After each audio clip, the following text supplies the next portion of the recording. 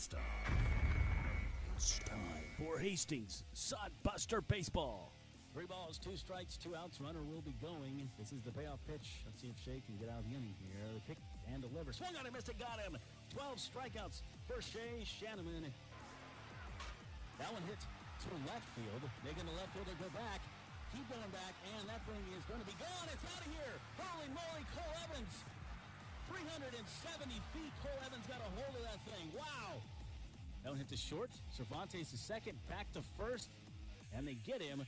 Nicely turned double play there, the old 6-4-3, and there's 2 down.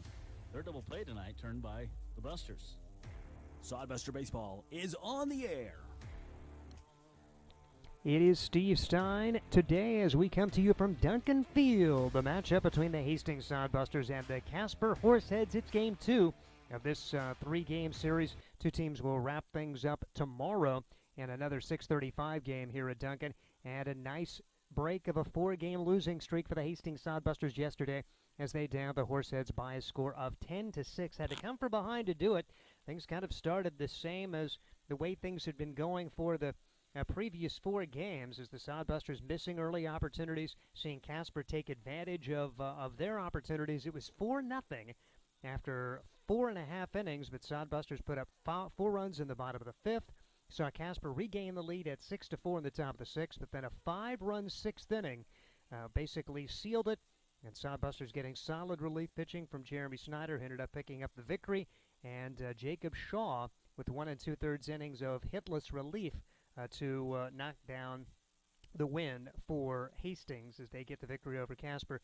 Erasing the memory of a couple of losses to Casper earlier in the week, then they fell to Sioux Falls, so a nice win yesterday as they try to keep it going today against those same Casper Horseheads.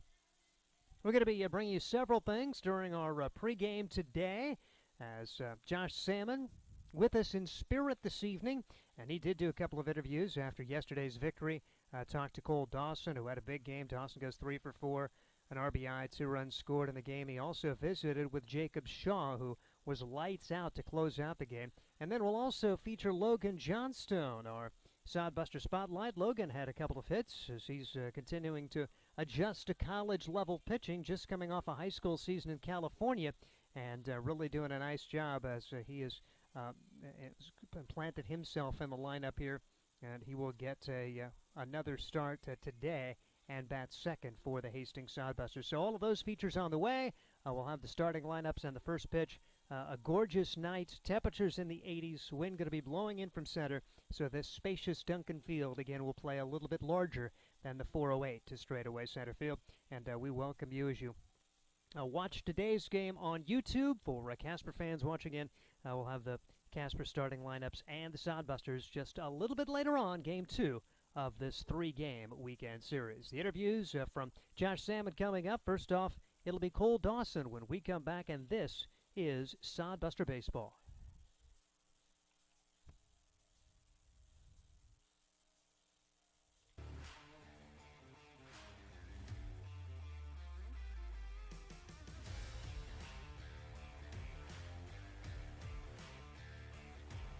Adams County Visitors Bureau is the perfect place to start your Hastings experience. A place where you'll meet artists, shopkeepers, and storytellers while you stroll through downtown shops, beautiful parks, and historic housing districts.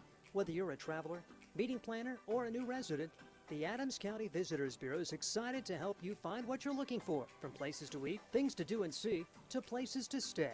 Ask the Adams County Visitors Bureau. Get details at visithastingsnebraska.com. Experience Hastings with the Adams County Visitors Bureau. Nebraska Land Distributing is a proud sponsor of the Hastings Sodbusters. When you come to the ballpark, get a refreshing Coors Light, courtesy of Nebraska Land Distributing. Nebraska Land Distributing also features Leinenkugels, the ultimate summer drink, cold and refreshing, and sold at Duncan Field. Another Nebraska Land Distributing option when you come to the ballpark is light beer from Miller. Everything you've always wanted in a beer and less. Nebraska Land Distributing, proud sponsor of the Beer Batter at all Hastings Sodbuster home games. For the best in promotional videos, custom designs, photography, websites, and more, it's Provident Promotions. You've got the business. Now make it stand out with Provident Promotions. Provident Promotions can help you design your logo, website, custom make your promotional video, and shoot just the right photo for your company or business needs to be seen everywhere. And they even offer email marketing services and social media management. Let them help you from start to finish. 111 North Burlington Avenue, Suite 110 in Hastings. A proud sponsor of Sodbuster Baseball. Nebraska Land Distributing is a proud sponsor of the Hastings Sodbusters. When you come to the ballpark, get a refreshing Coors Light, courtesy of Nebraska Land Distributing. Nebraska Land Distributing also features Leinenkugels, the ultimate summer drink, cold and refreshing, and sold at Duncan Field.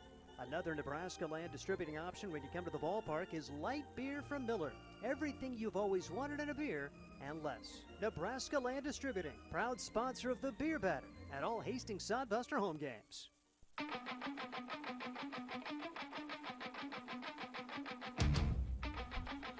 Welcome back to Sodbuster Baseball. Josh Salmon had a chance to catch up with Cole Dawson after yesterday's victory over Casper. All right, here with Cole Dawson, 3 hits in tonight's game. How did the W feel for you guys? It felt good after having a couple games that we probably should have won, but we just couldn't quite get anything going for us. And feels good after those couple games that we got a good win here today. Yeah, you guys were down 4-0 in this one, battled back to tie it. They came back with 2 more, but you guys didn't give up. You went out there, tenacity, strung some hits together. That was a huge inning there in the 5th. Yeah, right before that inning, Chandler, our head coach, said to us, he goes, "Hey, let's string some hits together here."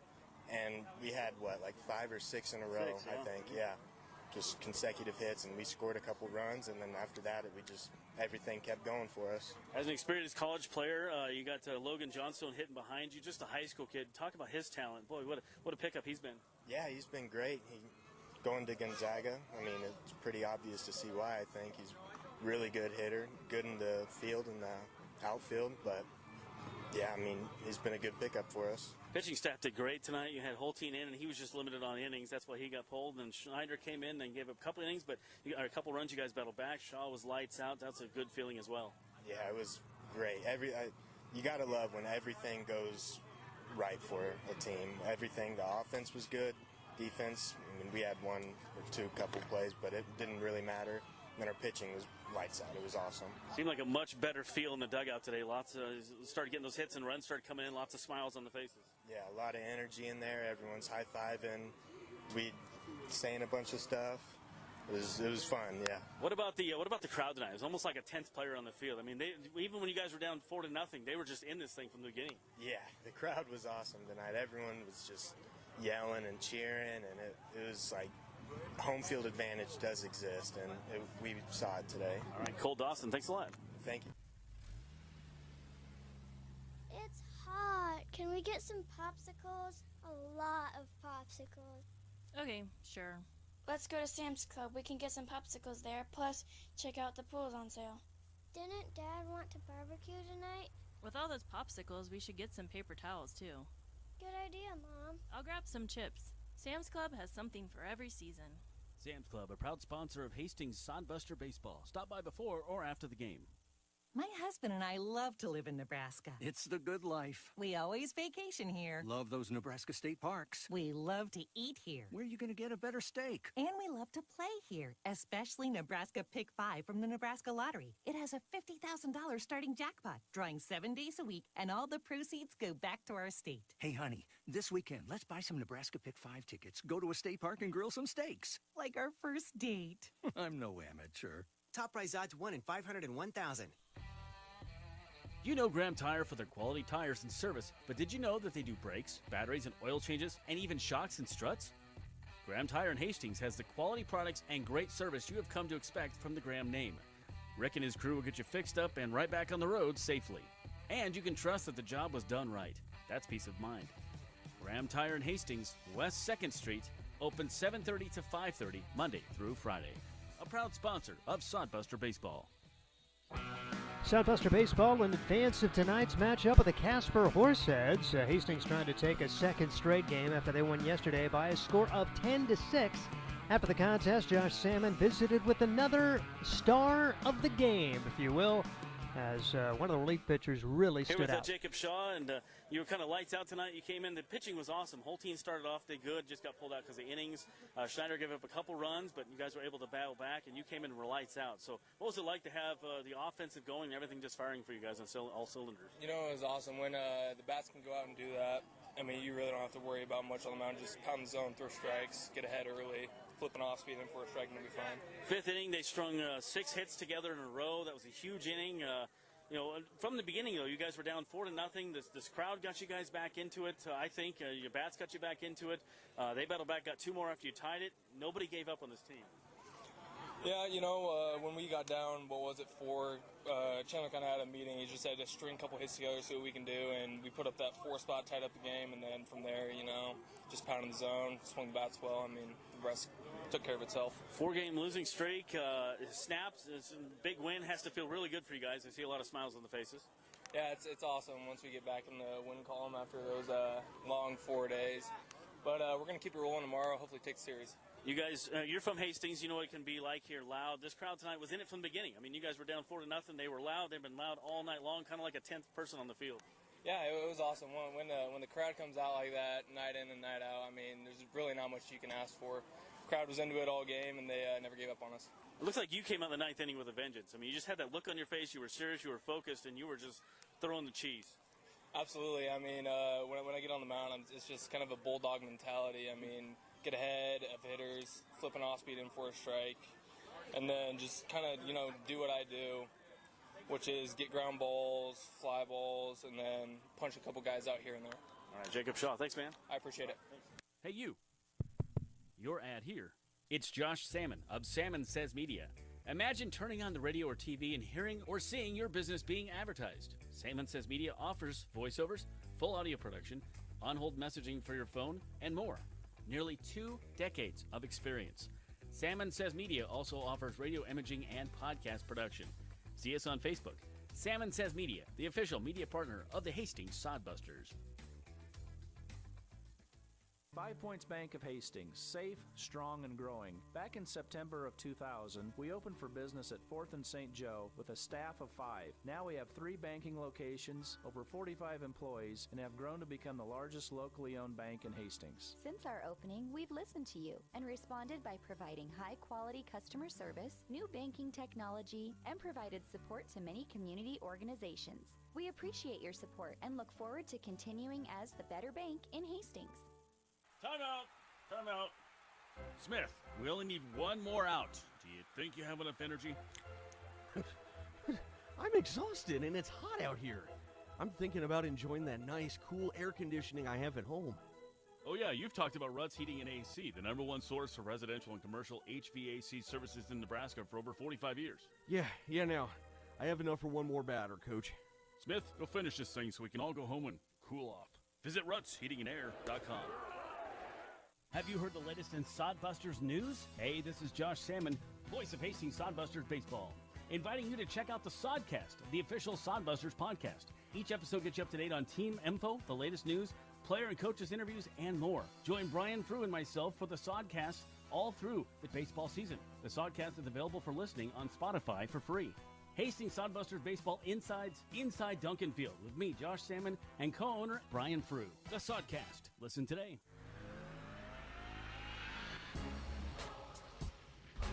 It is the Sodbuster Spotlight as we hear from Logan Johnstone, one of the newcomers on this team. Hasn't been with the team a great deal of time. Part of that due to the fact that they were playing high school baseball in California till pretty late. Talk a little bit about the spring and then almost into the summer playing high school ball.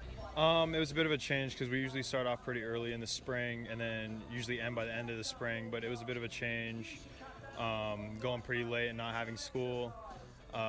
It did take up a lot of our summer, but it was all worth it in the end. So, how did your team do? We made the semifinals and we lost in the semifinals. So, were you guys expected to be pretty good? Kind of. We were doubted a bit, but we made it pretty far. Could have done better, but there's always room for improvement. So.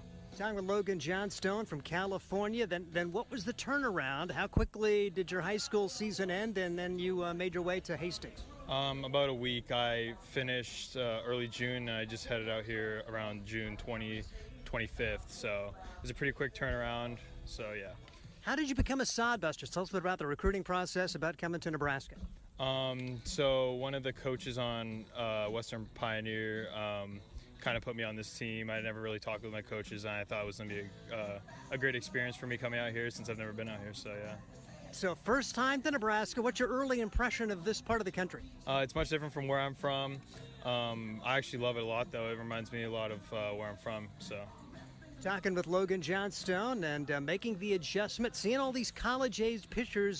Tell us a bit about the biggest adjustment from high school ball to seeing these guys day in and day out. Well, definitely, they're definitely better pitchers. Also, much older. They've pitched for a while. Much better off-speed stuff. Fastball is definitely harder, and especially transitioning from metal to wooden bat so quickly is definitely been a struggle, but I'm getting there and I'm getting used to it. So being an outfielder at Duncan Field, a little bit different kind of facility. What's it like being out there in center? Oh, there's a lot of room to cover. Ball doesn't travel a lot, so I tend to just play in a lot. Really seem to be getting your hitting eye down. Are you becoming more comfortable at the plate day in and day out here in the Expedition League? Yeah, definitely. Every at bat, every game, definitely is room for improvement. Starting off very slow and kind of progressing and making my way to being where I should be. So. Time with Logan Johnstone. He's going to be headed to Gonzaga. What about the recruiting process and the chance to go be a Bulldog? I really like the school. I really like the coaching staff there. It just felt like home. They played great this year, so definitely be a top-notch school that I'd love to go play at. So. You know, it's interesting. A lot of times you think, the California schools are going to have the geographic advantage, but there have been some pretty darn good northern schools. You think of Oregon State, Gonzaga. It seems like those northern schools have maybe put that to rest in terms of maybe being too cold to play. Was that ever go into your mind, or did you just think, okay, this is the place for me? Yeah, it'll definitely be a change from California. It's going to be pretty cold there, but they're starting to build indoor facilities and everything right next to their field, so that'll be pretty nice to have, so we don't have to play in 40-30 degree weather. So yeah, that, and then transitioning to spring, the weather should be much better there. So. Time with Logan Johnstone. What about the academics? What attracted you to Gonzaga, and what would you like to see yourself majoring in at this point? So I'll be majoring in business. I like the school also because I wouldn't get in there with my regular grade, so baseball helped me a lot. It's definitely a great academic school, so that's one of the reasons why I picked it. A little more about baseball. The chance to come and basically play every day. Is this kind of great preparation? We're basically playing this summer more than you will in the spring. A lot of times you kind of work out in college ball. You play weekend games, maybe you play one midweek game. The chance to basically go out and play every day, has it been kind of eye-opening, or has it been fun? It's been pretty eye-opening.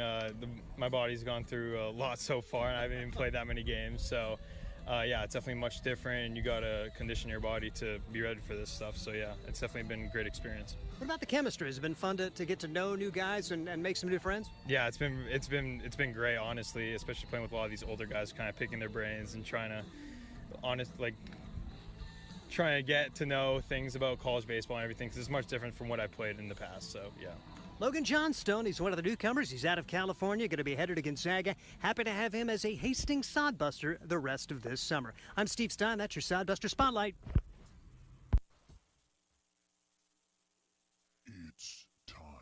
It's time. 10.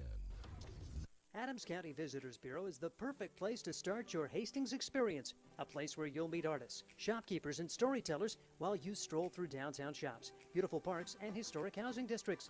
Whether you're a traveler, meeting planner, or a new resident, the Adams County Visitors Bureau is excited to help you find what you're looking for, from places to eat, things to do and see, to places to stay.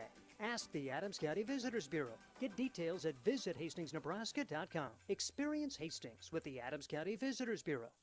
Nebraska Land Distributing is a proud sponsor of the Hastings Sodbusters. When you come to the ballpark, get a refreshing Coors Light, courtesy of Nebraska Land Distributing. Nebraska Land Distributing also features Leinenkugels, the ultimate summer drink, cold and refreshing, and sold at Duncan Field.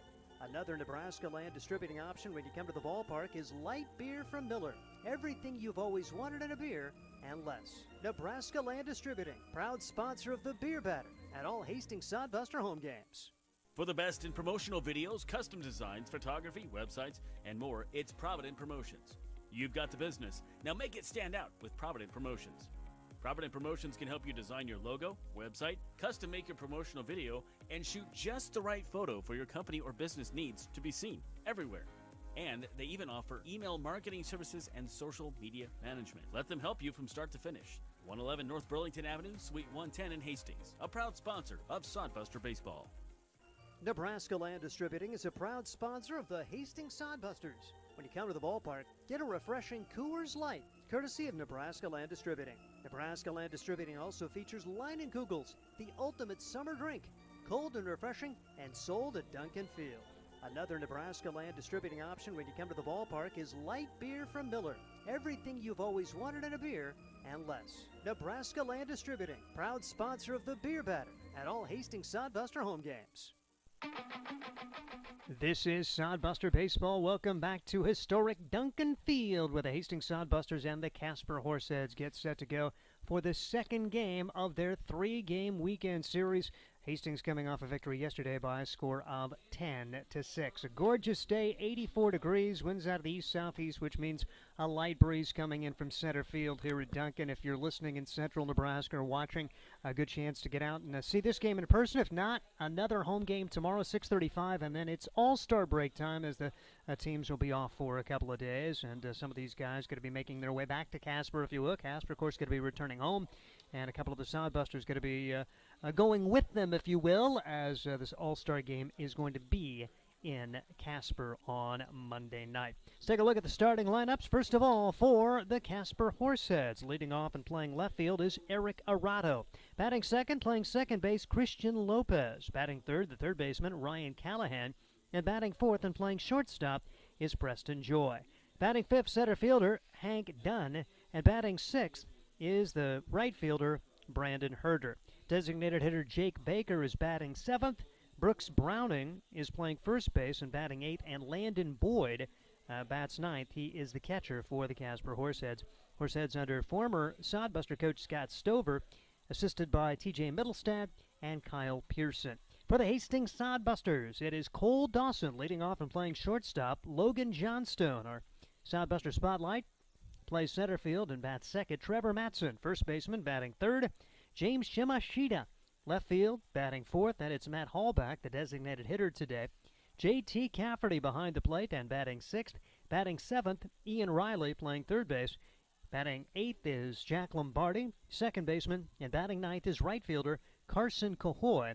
Sodbusters under the direction of Chandler Wagner and Luke Bay. Here's the pitching matchup for today. It'll be Jake Wright. He is an Expedition League All-Star starting on the mound for the Casper Horse Heads. And Hastings will turn their starting pitching duties over to Shane Scott. So once again, the lineups for Casper: Arado, Lopez, Callahan, Joy, Dunn, Herder, Baker, Browning, and Boyd with Wright on the mound. And for the Sodbusters, Dawson, Johnstone, Matson, Shimashita, Hallback, Cafferty, Riley, Lombardi, Cahoy with Scott on the mound. As far as what else is going on in the Expedition League, first of all, the scores from yesterday. In addition to the victory by Hastings over Casper by a count of 10-6, Western Nebraska pounding Souris Valley 14-8. It was Sioux Falls 3, Fremont 1, an excellent pitching duel in the Clark Division, and Sioux Falls moves back into a first-place tie with that victory over the Moo. Mining City, an 8-5 victory over Spearfish. Wheat City pounding Pierre 12-2, and Badlands beat Canyon County by a score of 10-2. So the updated standings, first of all, in the Clark Division, and again, you have an opportunity to play two different halves, if you will. The second half standings have Fremont and Sioux Falls, both 11-4. First half winner Western Nebraska is a game back at 9-4. Spearfish still over 500 despite their loss yesterday at 8-7. Hastings moves out of last place with a 5-10 record. Pierre is 4-10 after their loss yesterday. Meanwhile, in the Lewis Division, Souris Valley's moved into a first-place tie with Mining City. Both of those teams are 9-6. Souris Valley won the first half. Badlands is 7-7, so only two teams over 500 in the Lewis Division coming into today. Casper is 5-9, Canyon County 5-10, and Wheat City is 5-9 as they moved ahead of Canyon County. So Casper and Wheat City tied at 5-9. Canyon County is 5-10 the official standings in the Lewis division heading into today. And the matchups, all the same as yesterday, with Canyon County at Badlands, Souris Valley visiting Western Nebraska, Fremont on the road to Sioux Falls in that pivotal series in the Clark division, Mining City at Spearfish, and Pierre at Wheat City. 12 teams in the Expedition League, including these two that are on the field today. The Casper Horse Heads under Coach Scott Stover, assisted by TJ Middlestad and Kyle Pearson. And Casper playing its third year in the league. In 2018, they went 18-45, finished fourth in the Clark division. 2019, 30-33, third place in the Clark division. Last year, they were idle due to the COVID vaccine, due to the COVID situation before the vaccine came out. And so Casper, glad to have them back and active for this summer. And again, they have moved to the Lewis division with the addition of some teams. Geographically, it just makes that sense for them to be in the Lewis division instead of the Clark division. Hastings Sodbusters, they coming off a season in which they went 28-23 and finished 4.5 games out of Fremont for first place in the Clark division. Fremont ended up going ahead and winning the Expedition League Championship, as it's going to be quite a battle for this Clark division with three teams gunning for the top spot in the second half after Western Nebraska won the first half. As far as the history of this league, go back to 2018. Western Nebraska was the dominant team. They went 49-17, beat Badlands in the championship series 11-5 and 16-4. Hastings actually made the postseason that year, losing to Western Nebraska 7-2 in the one-game playoff before Western Nebraska beat Badlands. Badlands had beaten Souris Valley 12-9 in a one-game playoff before losing to Western Nebraska. Then in year number 2, Western Nebraska was the Clark Division champion. They beat Fremont in the one-game playoff before moving on to the championship series. And then Badlands, the Lewis Division regular season champs, ended up beating Souris Valley 11-1 in a one-game playoff, and then battled from one game back to win the overall series, losing 9-1, beating Western Nebraska 7-2 and 6-5 for the championship. And then last year, say only 6 teams taking part in baseball in the summer, and Hastings just really happy to be one of those teams. Fremont went 34-20, Hastings 28-23, Western Nebraska faded to 18-34, and then Fremont ended up winning the championship series over Badlands 8-2 and 10-1. Badlands had won the Lewis Division championship, finishing ahead of Souris Valley by a couple of games, and Pierre ended up a distant third in the Lewis Division last year. So really neat to have 12 teams active this summer, and the Hastings Sodbusters, of course, one of those, and they are trying to get a little something going here before the All-Star break.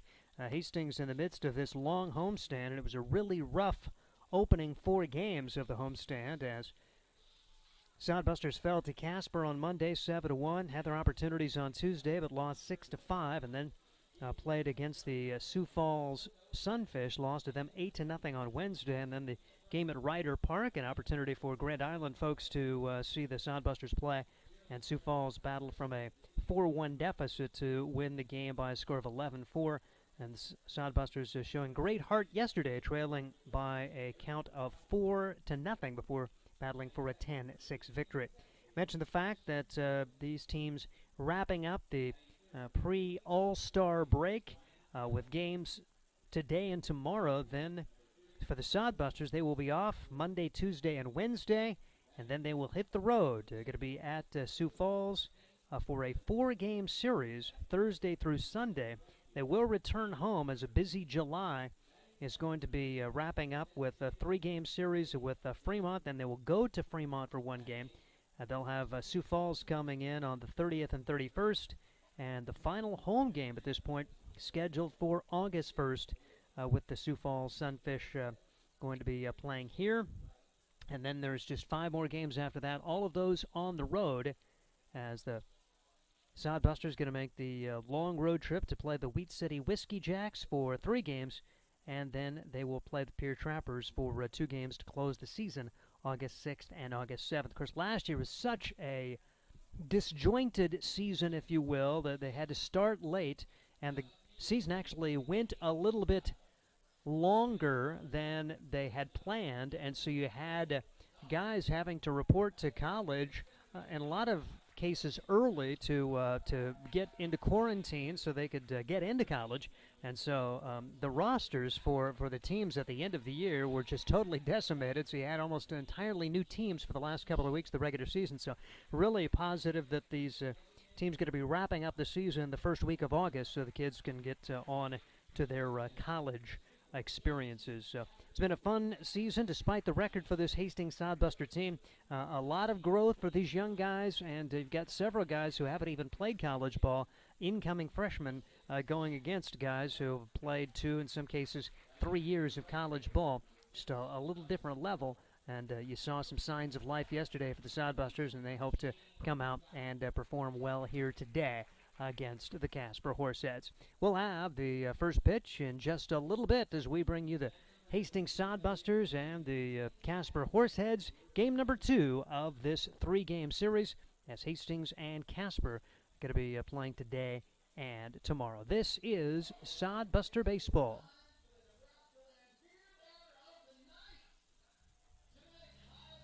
It's hot. Can we get some popsicles? A lot of popsicles. Okay, sure.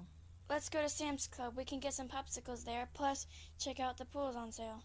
Didn't Dad want to barbecue tonight? With all those popsicles, we should get some paper towels, too. Good idea, Mom. I'll grab some chips. Sam's Club has something for every season. Sam's Club, a proud sponsor of Hastings Sodbuster Baseball. Stop by before or after the game. My husband and I love to live in Nebraska. It's the good life. We always vacation here. Love those Nebraska state parks. We love to eat here. Where are you going to get a better steak? And we love to play here, especially Nebraska Pick 5 from the Nebraska Lottery. It has a $50,000 starting jackpot, drawing 7 days a week, and all the proceeds go back to our state. Hey, honey, this weekend, let's buy some Nebraska Pick 5 tickets, go to a state park, and grill some steaks. Like our first date. I'm no amateur. Top prize odds 1 in 501,000. You know Graham Tire for their quality tires and service, but did you know that they do brakes, batteries, and oil changes, and even shocks and struts? Graham Tire in Hastings has the quality products and great service you have come to expect from the Graham name. Rick and his crew will get you fixed up and right back on the road safely. And you can trust that the job was done right. That's peace of mind. Graham Tire in Hastings, West 2nd Street, open 7:30 to 5:30, Monday through Friday. A proud sponsor of Sodbuster Baseball. Hey, you. Your ad here. It's Josh Salmon of Salmon Says Media. Imagine turning on the radio or TV and hearing or seeing your business being advertised. Salmon Says Media offers voiceovers, full audio production, on-hold messaging for your phone, and more. Nearly 2 decades of experience. Salmon Says Media also offers radio imaging and podcast production. See us on Facebook. Salmon Says Media, the official media partner of the Hastings Sodbusters. 5 Points Bank of Hastings, safe, strong, and growing. Back in September of 2000, we opened for business at 4th and St. Joe with a staff of 5. Now we have 3 banking locations, over 45 employees, and have grown to become the largest locally owned bank in Hastings. Since our opening, we've listened to you and responded by providing high-quality customer service, new banking technology, and provided support to many community organizations. We appreciate your support and look forward to continuing as the better bank in Hastings. Time out! Time out! Smith, we only need one more out. Do you think you have enough energy? I'm exhausted and it's hot out here. I'm thinking about enjoying that nice, cool air conditioning I have at home. Oh yeah, you've talked about Ruts Heating and AC, the #1 source for residential and commercial HVAC services in Nebraska for over 45 years. Yeah, now. I have enough for one more batter, Coach. Smith, go finish this thing so we can all go home and cool off. Visit rutsheatingandair.com. Have you heard the latest in Sodbusters news? Hey, this is Josh Salmon, voice of Hastings Sodbusters Baseball, inviting you to check out the Sodcast, the official Sodbusters podcast. Each episode gets you up to date on team info, the latest news, player and coaches interviews, and more. Join Brian Frew and myself for the Sodcast all through the baseball season. The Sodcast is available for listening on Spotify for free. Hastings Sodbusters Baseball Inside Duncan Field with me, Josh Salmon, and co-owner Brian Frew. The Sodcast. Listen today. Adams County Visitors Bureau is the perfect place to start your Hastings experience, a place where you'll meet artists, shopkeepers, and storytellers while you stroll through downtown shops, beautiful parks, and historic housing districts. Whether you're a traveler, meeting planner, or a new resident, the Adams County Visitors Bureau is excited to help you find what you're looking for, from places to eat, things to do and see, to places to stay. Ask the Adams County Visitors Bureau. Get details at visithastingsnebraska.com. Experience Hastings with the Adams County Visitors Bureau. Nebraska Land Distribution. Proud to bring you Sodbuster Baseball. It's Steve Stein, video producer Nate Miller, as we come to you from Duncan Field. The Hastings Sodbusters and the Casper Horse Heads squaring off Game 2 of this three-game series, with the Hastings Sodbusters winning yesterday by a score of 10-6. Sodbusters taking the field behind pitcher Shane Scott. Scott getting an opportunity to try to make it a two-game winning streak for this Hastings squad. Let's take you through the numbers so far this year for Shane Scott. He's making his 8th appearance, all as a starter, 40 innings pitched. He has allowed 36 runs, 57 hits, 29 of those runs earned. He's struck out 39, that's best on the team. He's walked 14. He does come in with an 0-6 record and a 6.52 ERA. Shane Scott getting a start today against the Casper Horse Heads. Defensively for the Sodbusters, J.T. Cafferty going to be behind the plate today. At first base, it's Trevor Matson. Playing second base is Jack Lombardi. At third, it's Ian Riley. And the shortstop today is Cole Dawson. The outfield, James Shimashita in left. Logan Johnstone gets the start in center.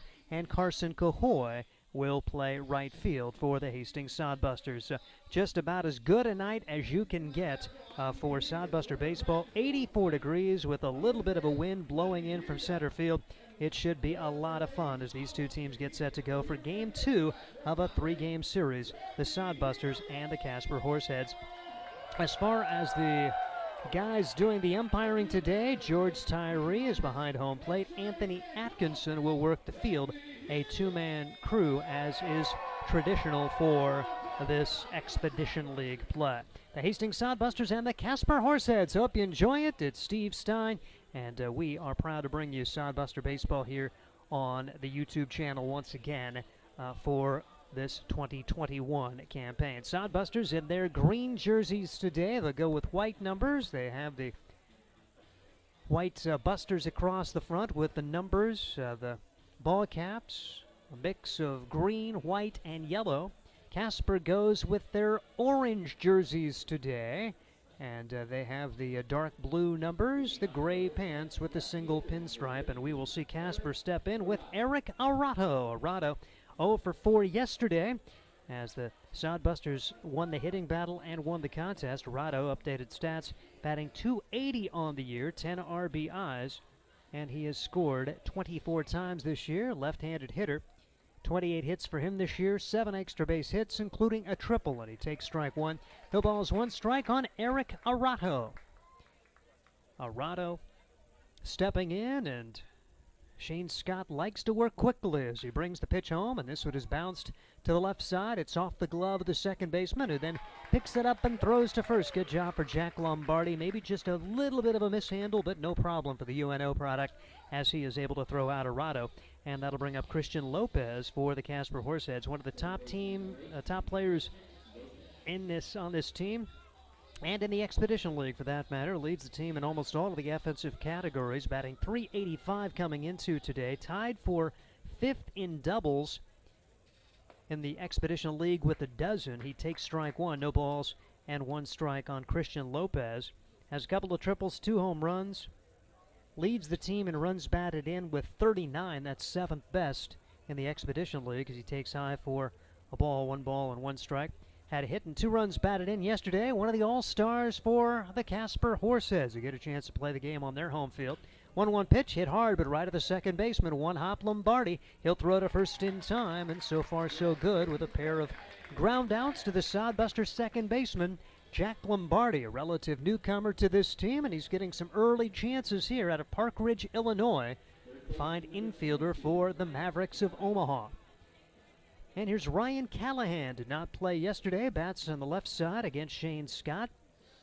As Callahan gets an opportunity today as one of their top players playing in a team leading 38 games this season. Takes outside for ball one. 1 ball and no strikes on Ryan Callahan. Leads the team in runs scored with 30. Batting .274 on the season. 1-0 delivery on the way. Taken outside for ball two. 2-0 on Ryan Callahan. Also tied for first on the team and being hit by a pitch at number 8. He's knocked in 17 on the season.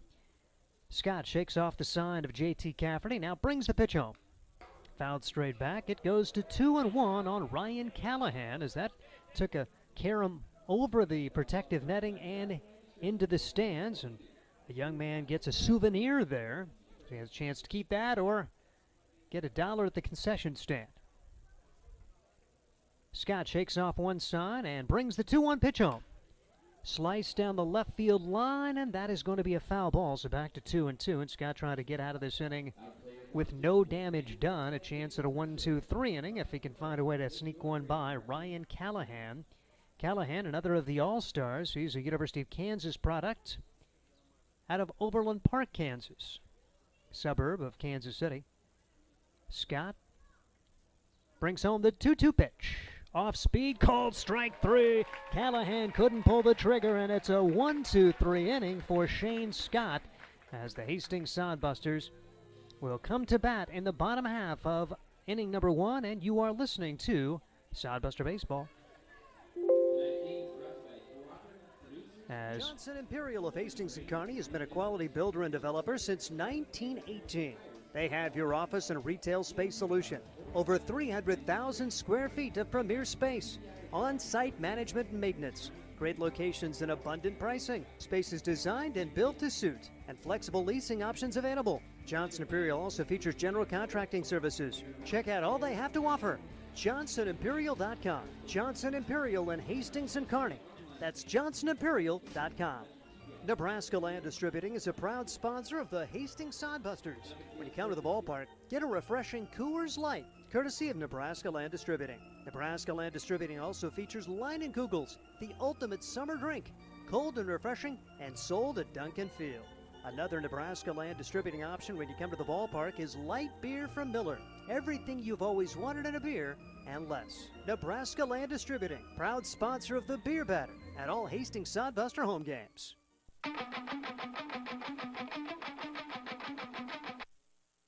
Proud to bring you Hastings Sodbusters as we feature Hastings and Casper. And the Horseheads, they have a right-hander getting set to go for this matchup as Casper going to go with All-Star Jake Wright. Wright going to be a member of that Clark Division All-Star team, and he's making his 12th appearance, his 9th start, 32 innings thrown.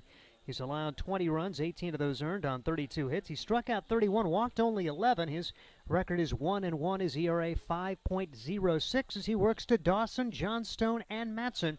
Bottom half of inning number 1 with the Sodbusters working a 1-2-3 inning in the top behind Shane Scott. Pair of ground outs and a strikeout for Scott against Casper. And Cole Dawson, he's one of the Sodbuster All-Stars, going to be playing in that game on Monday.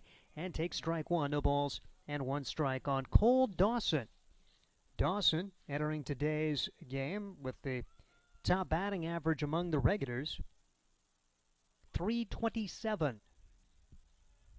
Here comes the 0-1 delivery, and this one fouled out of play. Quickly 2 strikes on Cole Dawson.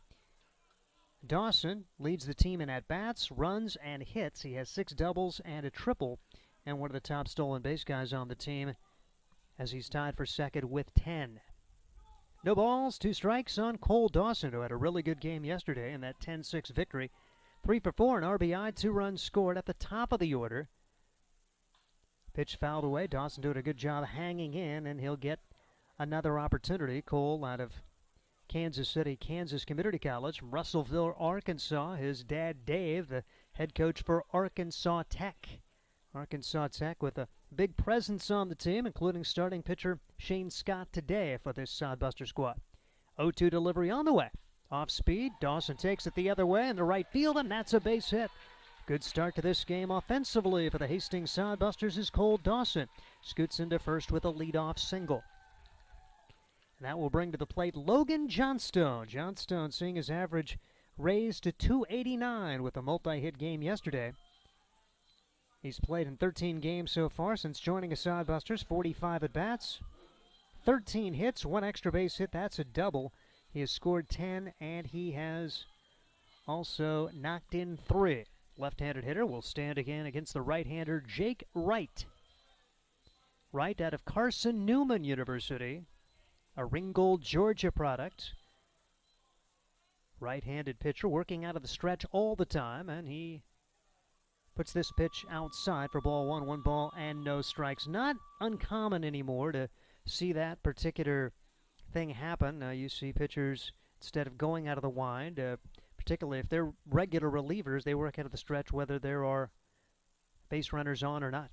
Pitch fouled back to the screen, and it's 1 ball and 1 strike on Logan Johnstone, the Gonzaga recruit from Los Gatos, California, playing for the same high school as Matt Hallback, another of the Hastings Sodbusters. Those guys joining the team after their high school season ended. 1 ball, 1 strike, 1 on, nobody out. Bottom of the first, just getting rolling. Casper 0. And the Sodbusters in their first at bat. Bouncing ball right side. Second baseman's got it. Throws back to second for 1. Over to first, not in time. Nifty footwork there for Christian Lopez, one of the Expedition League All-Stars, to gun down Cole Dawson at second. Thought the way the ball was carrying him, he was just going to take the easy out at first, but they get the lead runner. Johnstone aboard with a fielder's choice grounder, and Trevor Matson comes to the plate for the Hastings Sodbusters. And Matson has had himself a really good year. .315, leads the team in games played, and he's one of the top double producers in the Expedition League, tied for first in the league with 16. First pitch swinging here, right back to the pitcher. Throw to second for 1, over to first. That's a double play. 1-6-3, and the Sodbusters are gone quietly after the leadoff single. They send the minimum to the plate. As well played there as Jake Wright threw it back to his shortstop, Preston Joy. Joy on over to first base to Brooks Browning. And no runs, 1 hit, and 1 man left. We head to the second inning. It is a scoreless tie, and this is Sodbuster Baseball.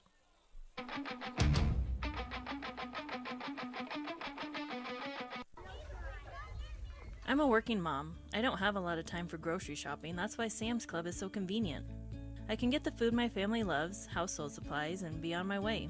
My husband likes that they offer oil changes and tire services. Really saves him time. They have early hours for Plus Club members, so I can beat the crowd on the weekend. Plus, Sam's Club offers free curbside pickup. Order online or in the app. Sam's Club, Grand Island. Sam's Club, a proud partner of Sodbuster Baseball.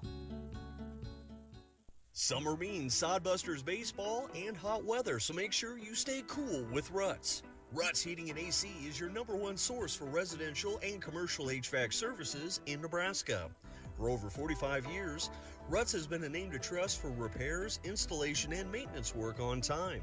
Call Ruts Heating and Air Conditioning today to discuss your HVAC needs, free estimates, and the guarantee of their work. Whenever your heating or AC needs, trust Ruts. Visit rutsheating.com. Odyssey. Casual, modern, and innovative cuisine, drinks, and service in the heart of downtown Hastings.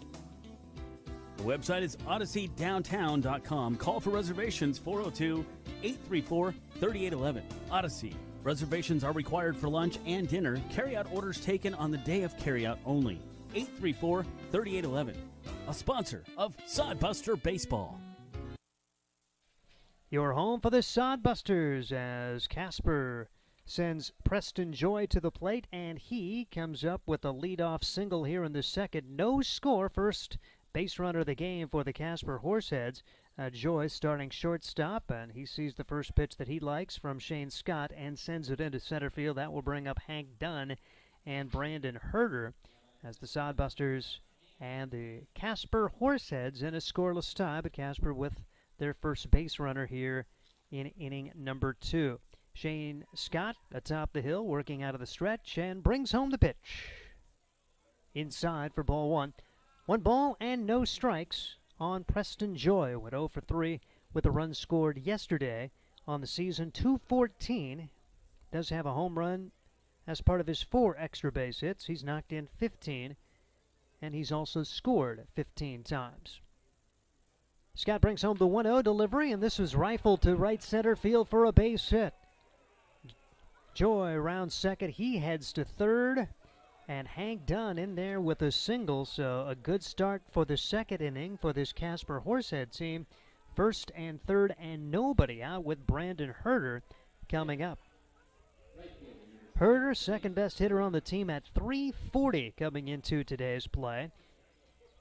4 doubles on the year. He's knocked in 10, and he scored 12 times. As Scott, out of the stretch, brings home the pitch, and it's outside off the glove of Cafferty, but Dunn elects to stay at first, so they will keep runners at first and third, and Scott Stover, I think, kind of a stare over to first base, wondering why Dunn did not go, but didn't bounce incredibly far away from J.T. Cafferty. Pitch is taken high, quickly 2 balls, no strikes on Hank Dunn. So Scott, after looking pretty dominant in the first in his 10-pitch effort, has been beaten around a little bit as the count is 1 ball and 1 strike. And the pitch, a little bit low. Count goes to 2 balls and 1 strike on Hank Dunn. Sodbusters on Brandon Herder. Sorry about that. Herder up there after Dunn singled and Joy singled. And the pitch is fouled away. Goes to 2-2 now on Brandon Herder. Hastings Sodbusters and the Casper Horseheads early on, top half of inning number 2. Hastings trying to get out of this, at least minimize the damage now with Scott, who sees Herder step out. Herder a good day yesterday after going 2 for 3 with a double and a run scored. See his average go up to .340. Now, Casper struggled overall. Sodbusters winning the hit war in that contest and winning the game by a score of 10-6. Pitch is upstairs, and it's now 3 balls and 2 strikes on Brandon Herder. Done with a single after Joy singled. And the Casper Horseheads, big opportunity here in inning number 2. As Scott working out of the stretch, and the pitch. This one is popped up, foul territory on the third base side, and that's going to be brought in by Ian Riley. A large first out for the Hastings Sodbusters. They keep runners at first and third, and now 1 out for Jake Baker. Baker coming into today at .322. He's 4th on the team in batting average, 18 runs batted in. He scored 25 times, 6 extra base hits, all of those doubles. Stands in the left-handed box. Product of the University of Kansas. Out of the stretch, it's Scott. The pitch. Outside for a ball, so Scott, if he can find a way to get one turned over on the infield, perhaps an opportunity to get a double play and get out of this with no damage done. First and third, 1 out right now, no score, but Casper with a threat brewing. As Scott out of the stretch, and the pitch inside for a ball. Count goes to 2 balls and no strikes on Jake Baker. This Casper team, much like Hastings, not much of a stolen base squad compared to some of the teams in this league, most notably a squad like Sioux Falls, which the Sodbusters saw earlier this week with over 100 more stolen bases than Hastings. Bouncing ball headed toward the right side. It's going to be fielded by Lombardi. Over to second for 1. To first, double play. 4-6-3. And the Sodbusters turn the Casper Horseheads away as Jake Baker grounds into the inning-ending double play. Well turned there by Cole Dawson as we will head to the bottom half of the second inning. After this from Eldon's Auto, we bring you Sodbuster Baseball. Oh, yeah, so, Mr. Johnson, we took a look at your car, and turns out you got a broken rotator splint. You want us to fix it or what? When your car needs repaired, don't take it to that guy. Take it to Eldon's Automotive Repair. Old school service with new school technology. 701 East South Street in Hastings. So anytime your doohickey, thingamajig, or whatchamacallit breaks off, take it to Eldon's Automotive Repair. Eldon'sAutomotiveRepair.com. Remember, don't go to that other guy. Come on, I ain't got all day. I'm busy, you know. A reminder from the Nebraska Lottery. Nebraska Pick 5 has draws. 7 days a week. With jackpots still starting at $50,000. So play Nebraska Pick 5 today. Or you might miss your chance to win big. Top prize odds 1 in 501,000. We bring you Sodbuster Baseball. It is a scoreless tie and an opportunity to see the Sodbusters come up with their 4, 5, and 6 hitters. James Shimashita, Matt Hallback, and J.T. Cafferty here in inning number 2 against Jake Wright, who threw only 8 pitches to face the minimum. Sodbusters had a leadoff single from Cole Dawson, but then a fielder's choice grounder and then a double play. Shimashita hits the first one into the air to center field, but right there is Hank Dunn. So 1 pitch, 1 out here in the second. Shimashita put a pretty good charge into it, but he is out. Matt Hallback will come to the plate for the Hastings Sodbusters. So we try to adjust some in-game commercials, and we'll maybe find a different list and get those correct for you. As we see Hallback has done a nice job. 325 on the season in playing just 12 games this year. One of the guys that joined this team late. Takes a strike, no balls, and 1 strike on Hallback, batting in the 5 spot for the Hastings Sodbusters. As get on the same page with Nate Miller with our commercials for the upcoming inning. Pitch is taken for a strike. We'll go with Adams County Visitors Bureau to begin the next inning, so we can get on with the correct logos for our YouTube feed. No balls and 2 strikes, the count on Matt Hallback, who had a good day yesterday, 2 for 5, a couple of RBIs, and the 0-2 delivery is taken upstairs for a ball, 1 ball and 2 strikes on Hallback, with J.T. Cafferty also scheduled to bat this inning. 0-0, each team turning a double play here in the first couple of innings at Duncan Field. Working out of the stretch is Jake Wright. Set to go, brings it in, and a big swing, no contact. It's in the dirt, can be picked up by the catcher, who will throw down to complete the strikeout.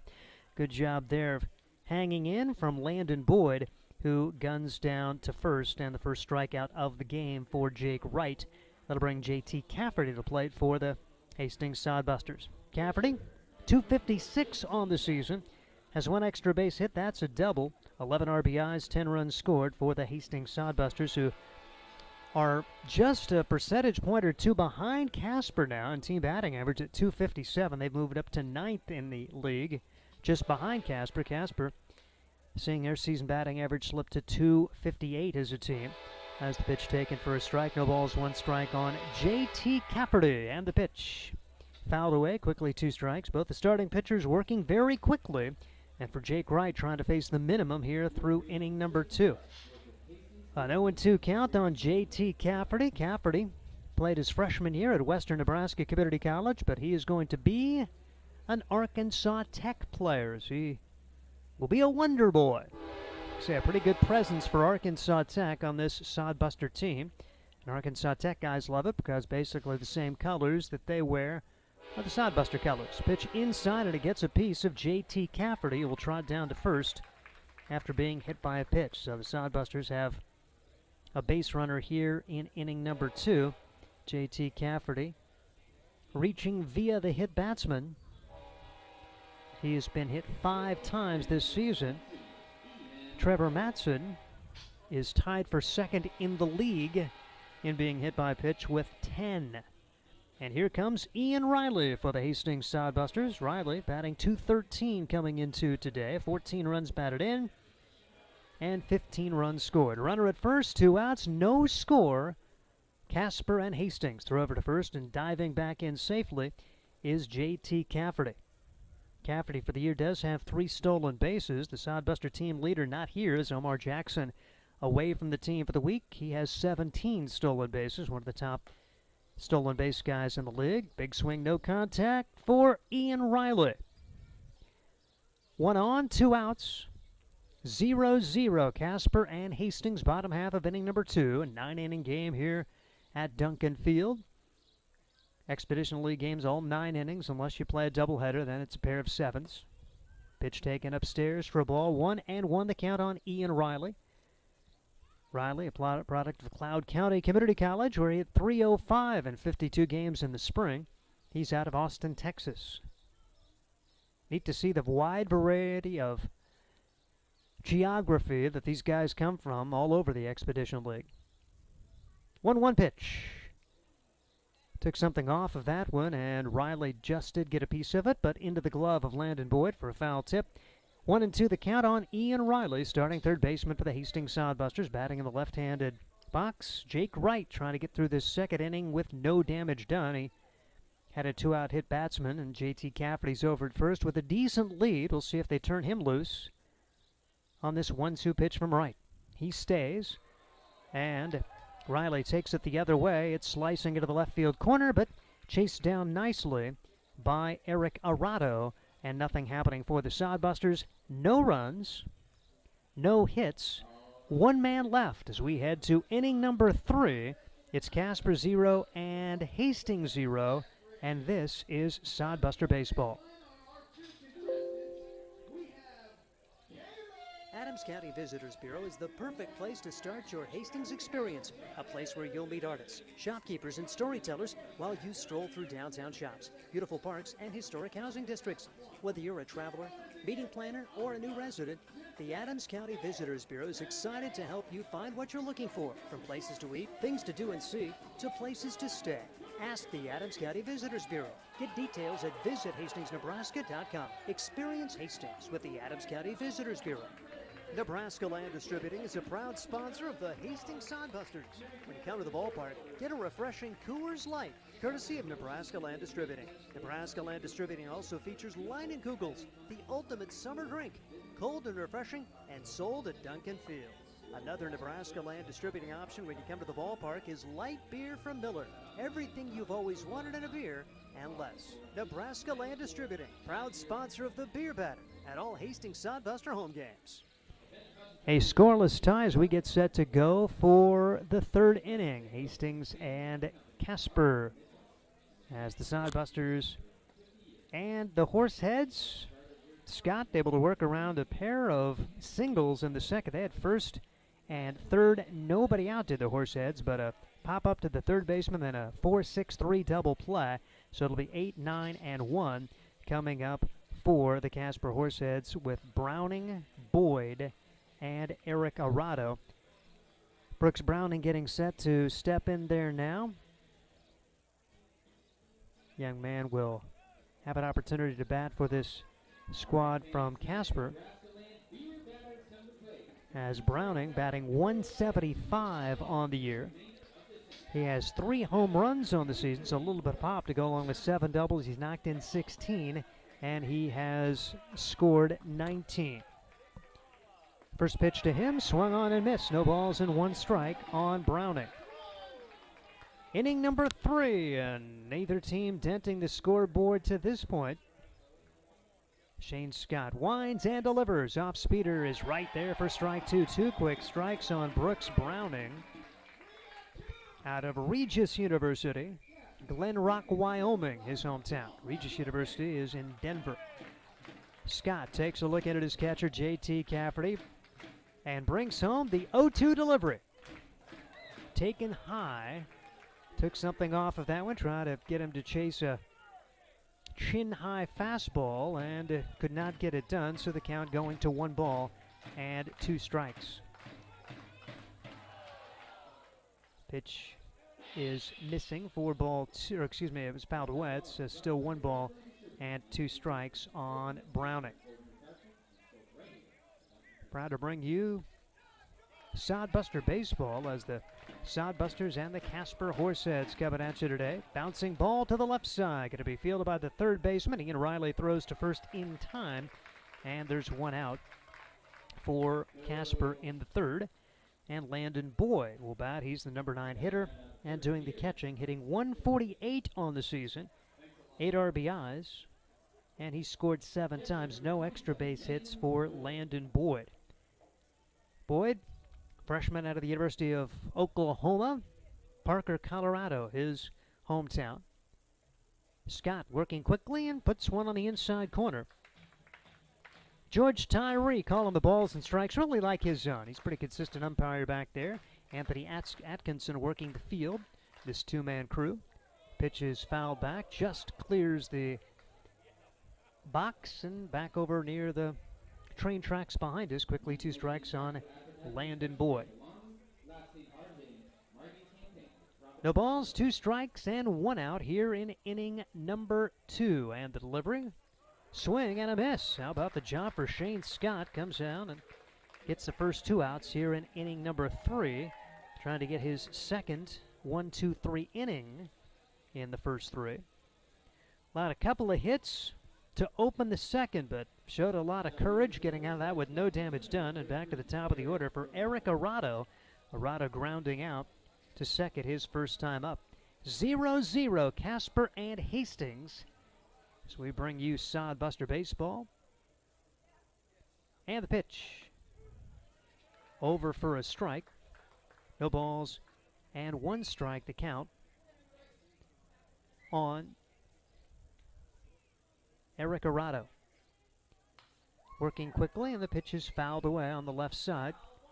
And the count will go to 0-2 on Eric Arado.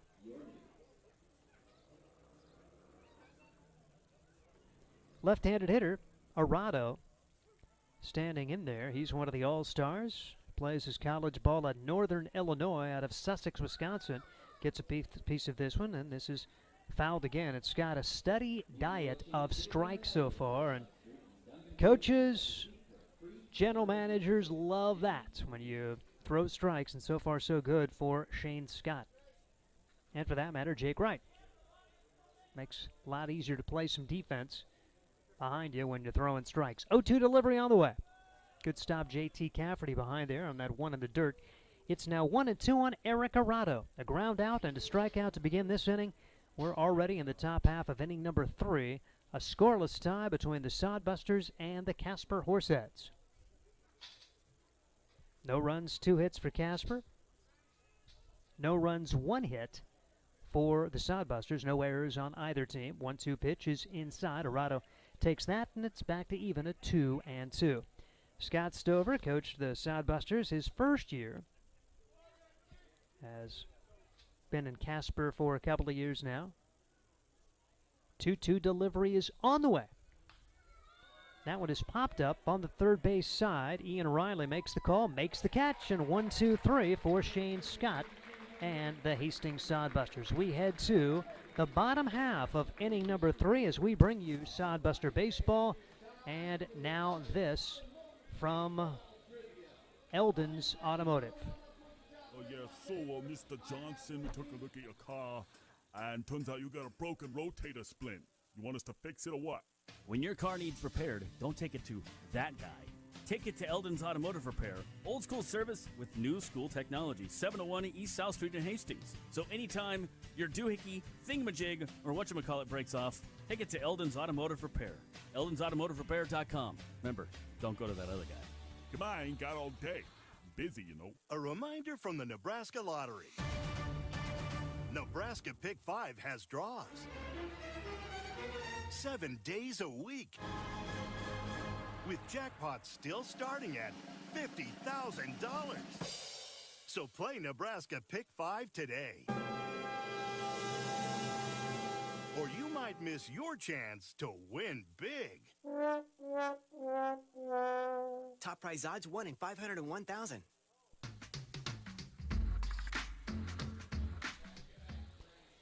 We bring you Sodbuster Baseball as we head to the bottom half of inning number 3. The Sodbusters and the Horseheads are both scoreless. Great job for Scott to work through that scoreless inning as he was able to maximize his pitches through 5 to Browning, 3 to Boyd for 8, and ended up throwing 13. So 35 pitches for Shane Scott through those first 3 innings. as the Hastings Sodbusters, they are going to send to the plate their number 8 hitter, Jack Lombardi. Lombardi getting his first hit a couple of games ago. He's played in 3 games, and his first pitch swinging here and fouls it away. No balls and 1 strike. Lombardi is 2 for 11 since joining the Sodbusters. He's also walked a couple of times. No balls and 1 strike to count on the UNO product, Jack Lombardi. Jake Wright's been around the strike zone, had a double play turn behind him to eliminate a threat. Also has hit a man and throws the pitch in there for a strike. Quickly 2 strikes on Lombardi with Cahoy and Cole Dawson to bat here in inning number 3. No runs, 2 hits for Casper. No runs, 1 hit for the Hastings Sodbusters. And the pitch. It's sprayed foul down the right field line, and it's still an 0-2 count on Jack Lombardi out of Park Ridge, Illinois. Sodbusters under the direction of Chandler Wagner. His first year, he's from California. Volunteer assistant at the University of Kansas. His assistant coach Luke Bay, who is a graduate assistant at Kansas State. 0-2 pitch. Bounced off the foot of the pitcher over to the second baseman. Throws to first in time. Jake Wright seems to be okay, but it catches a piece of right.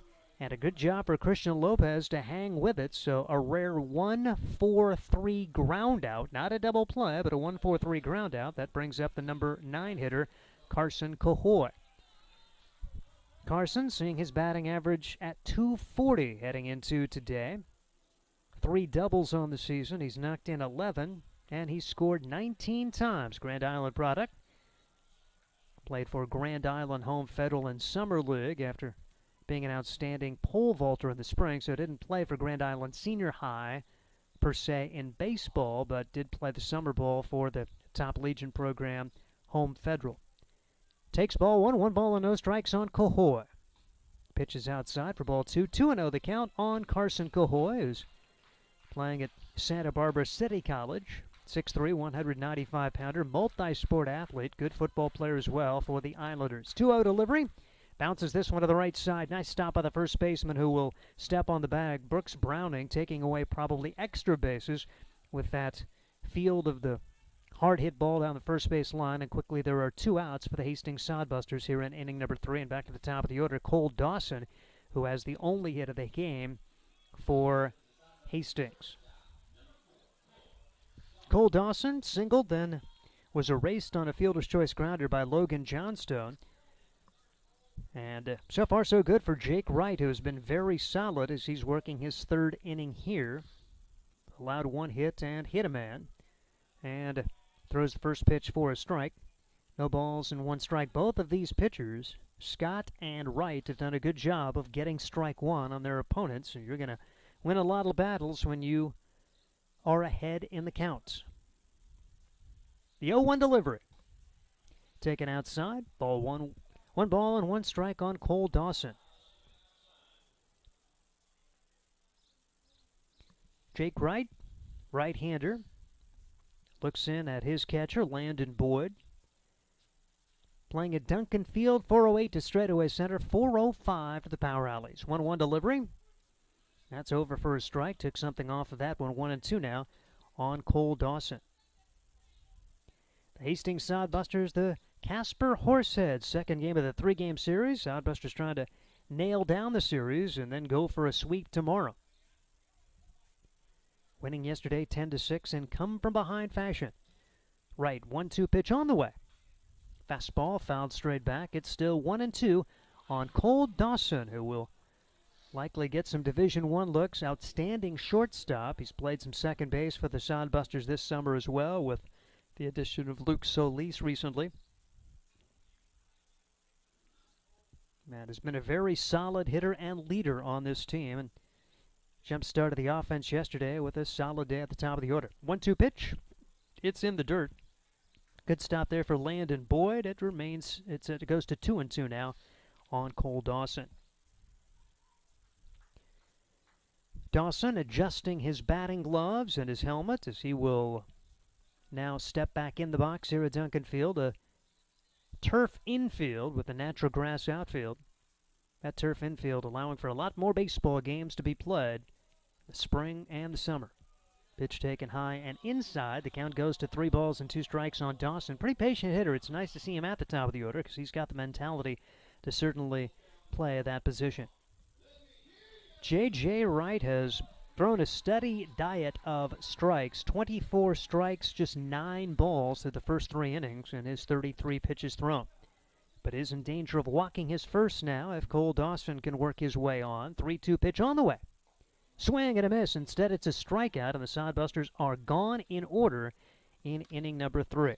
It remains a scoreless tie as we head to the 4th inning, and we bring you Sodbuster Baseball. Now this from the Adams County Visitors Bureau.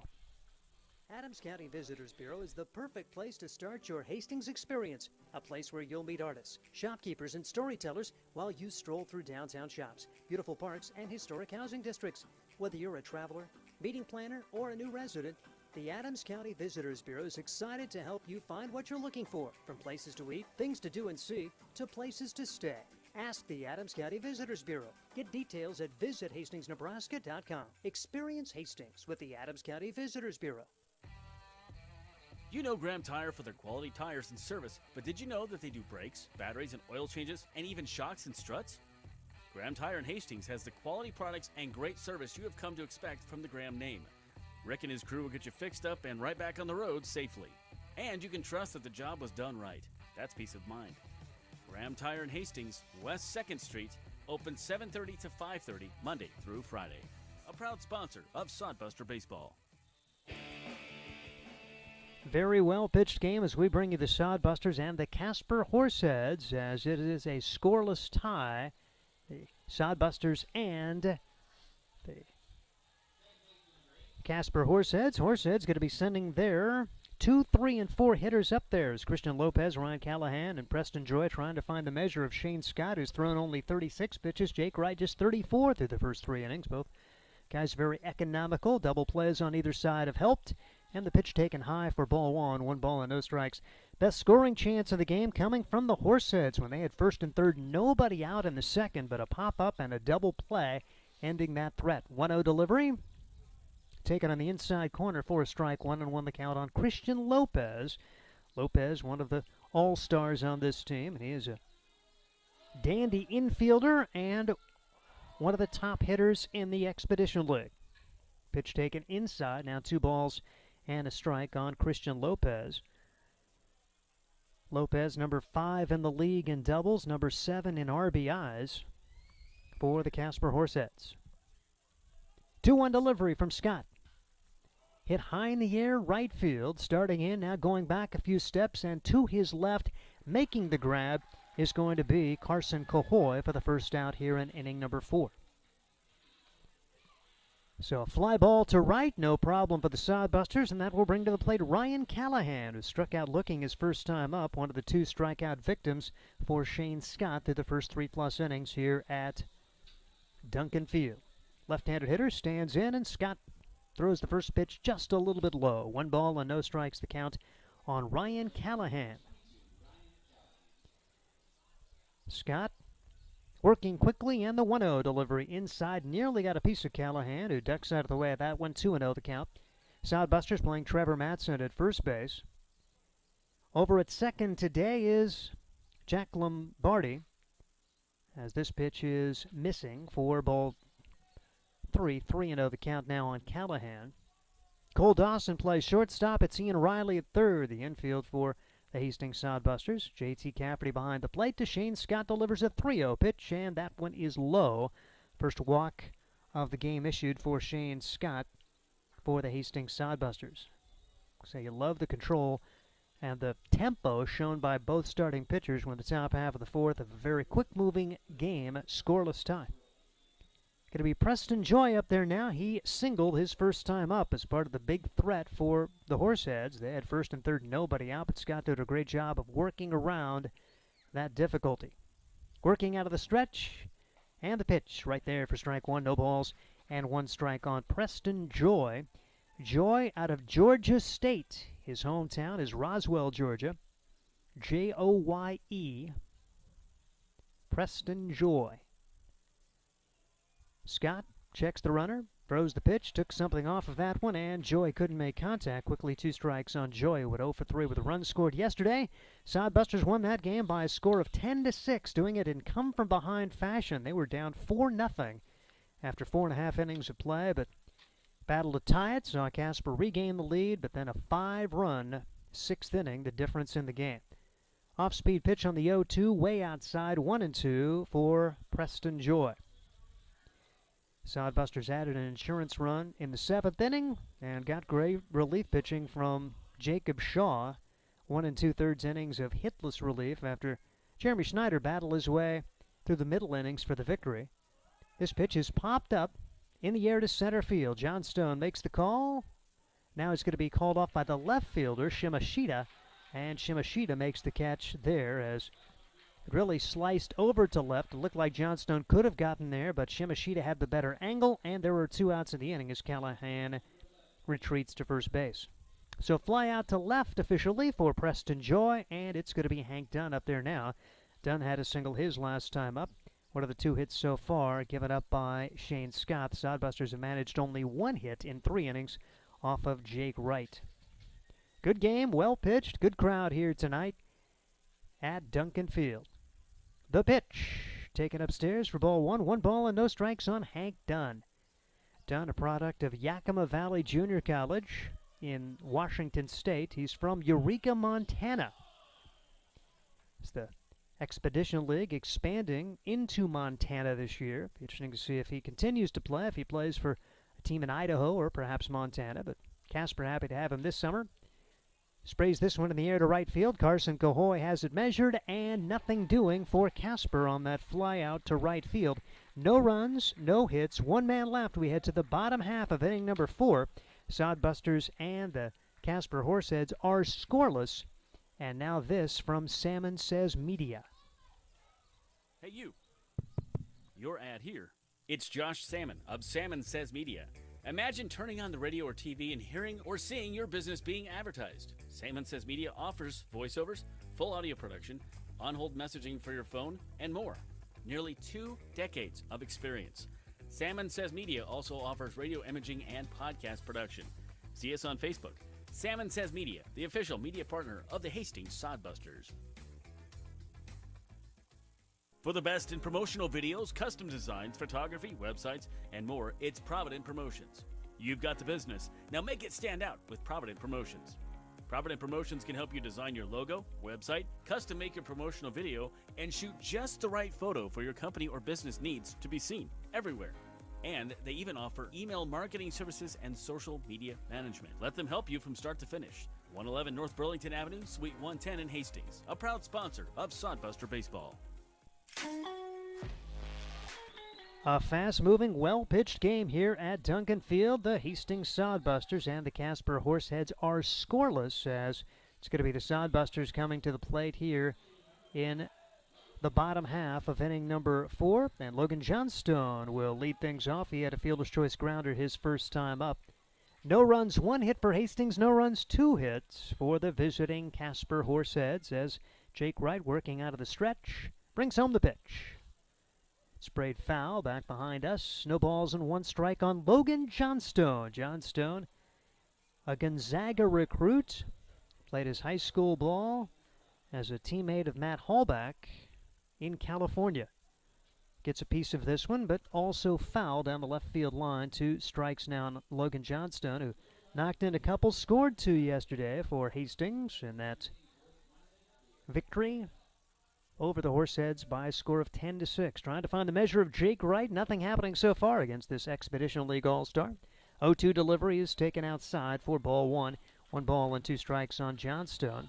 As far as the pitchers in the Expedition League All-Star game, one of the guys selected was Leif Holte. No, he's not going to be making the trick, but certainly a nice honor.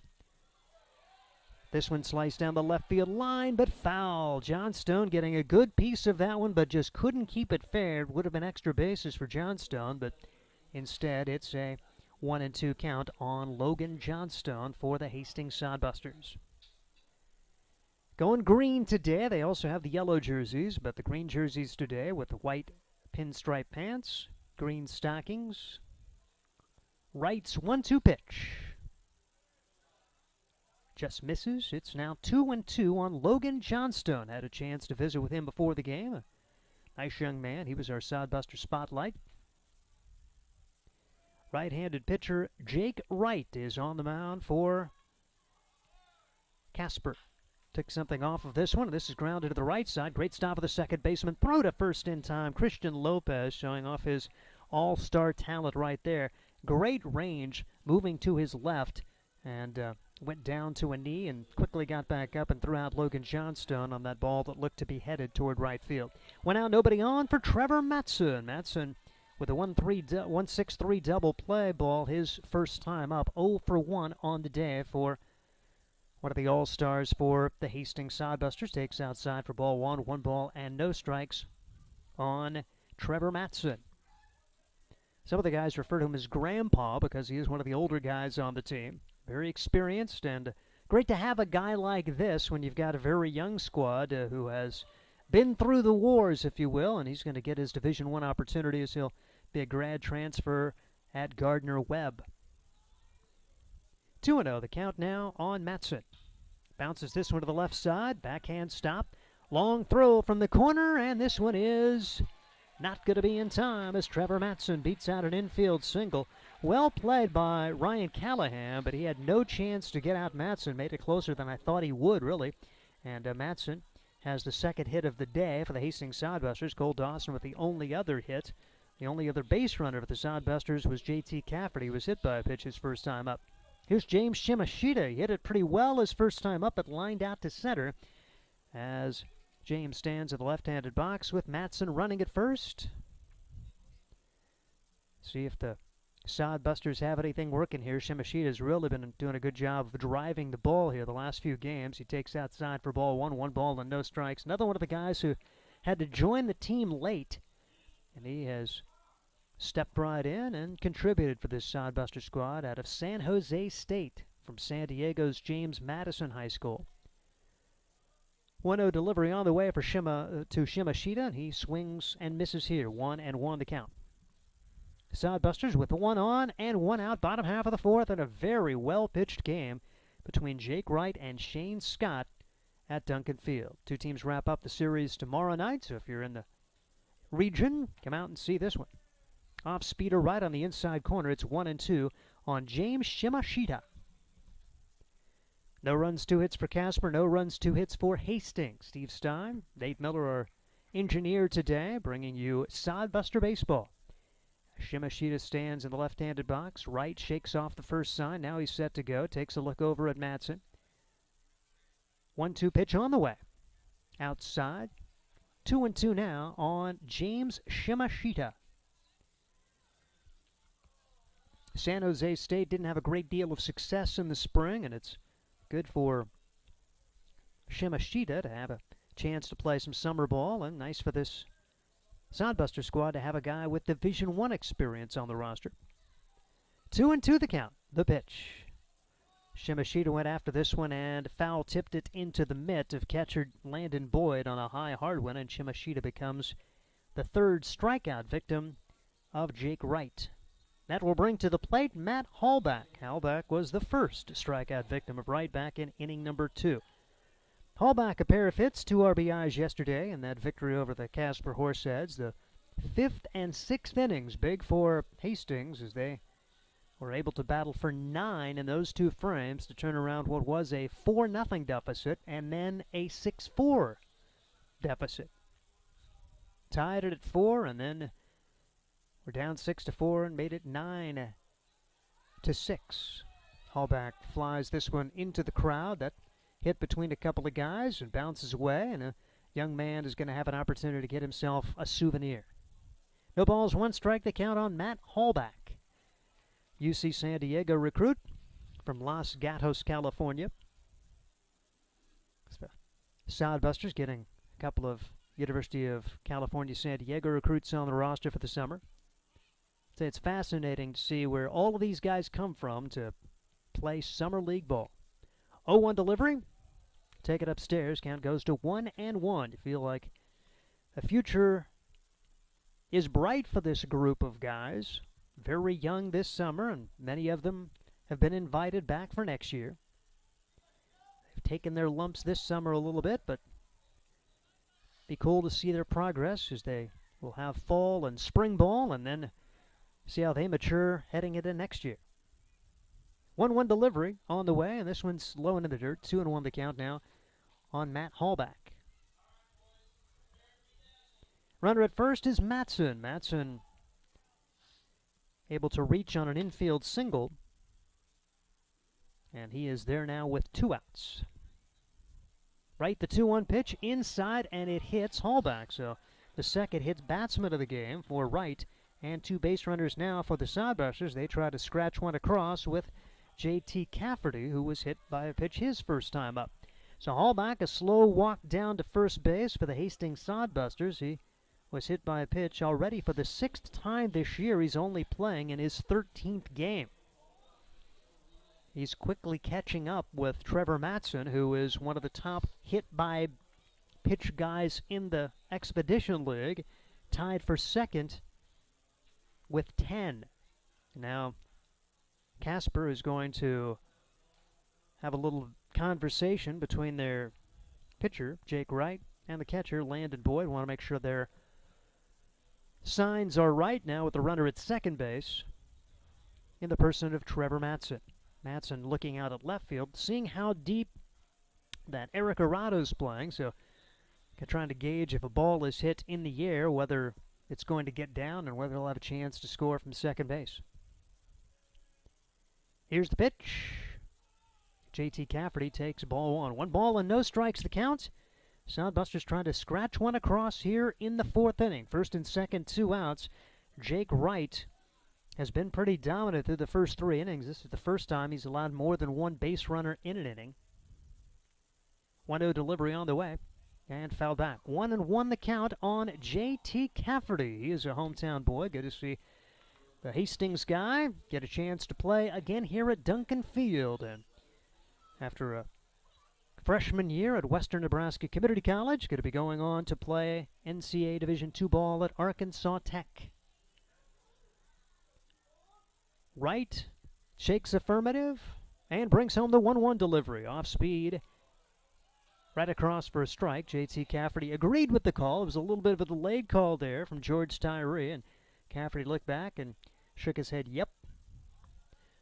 So Wright, 1 strike away from getting out of this jam with no damage done. We're in a scoreless tie, bottom half of the 4th inning between Hastings and Casper in this Expedition League game. Wright, a look back to second, and the pitch. Fouled back, Cafferty stays alive. It remains 1-2 on J.T. Cafferty. Ian Riley hoping to get a chance to bat behind J.T. J.T. would love to drive home the first run of the game, and 1 run looks big the way this game's going. Not even a hint of action in either bullpen. Both guys looking very solid and using a minimum of pitches. Shane Scott hit the 50-pitch mark in the top half of this frame. 1-2 delivery. Ooh, just missed. J.T. Cafferty now at 2-2. As far as Wright is now at 56 pitches, heading into this offering to J.T. Cafferty. 2 balls, 2 strikes, 2 outs, 2 on. Bottom half of inning number 4. Each team with 2 hits and no runs. Wright, the check of the runner. The pitch. Fouled away. Good at bat in progress for J.T. Cafferty, making Wright throw some pitches. Like saying that both of these teams have a lot of games in a row, particularly the Sodbusters with that doubleheader at Pier, and now a string of 7 straight home games. So anytime you can make the pitcher work a little more, the Sodbusters in particular, working on fumes in their bullpen. So this start from Shane Scott, you'd love to see him go very deep. Taking a lot of time as Wright looks back to second. 2-2 pitch, and this one is lined to right field. Diving grab made. Casper robs him of at least 1. Brandon Herder, tremendous play out in right field, and hopefully he is okay as he tries to make his way to his feet. Not sure if his throwing hand got caught underneath him. One way or the other, he's shaken up as he will make his way to the dugout, but a great play from Brandon Herder. J.T. Cafferty had himself an RBI single at least. Instead, it's a line out to right field and nothing happening for the Sodbusters. No runs, 1 hit, 2 men left, and we will head to the 5th inning. Hastings Sodbusters are tied with Casper at 0. Now this from Johnson Imperial.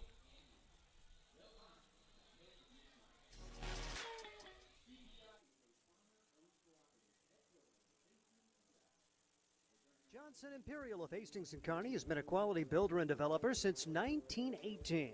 They have your office and retail space solution. Over 300,000 square feet of premier space.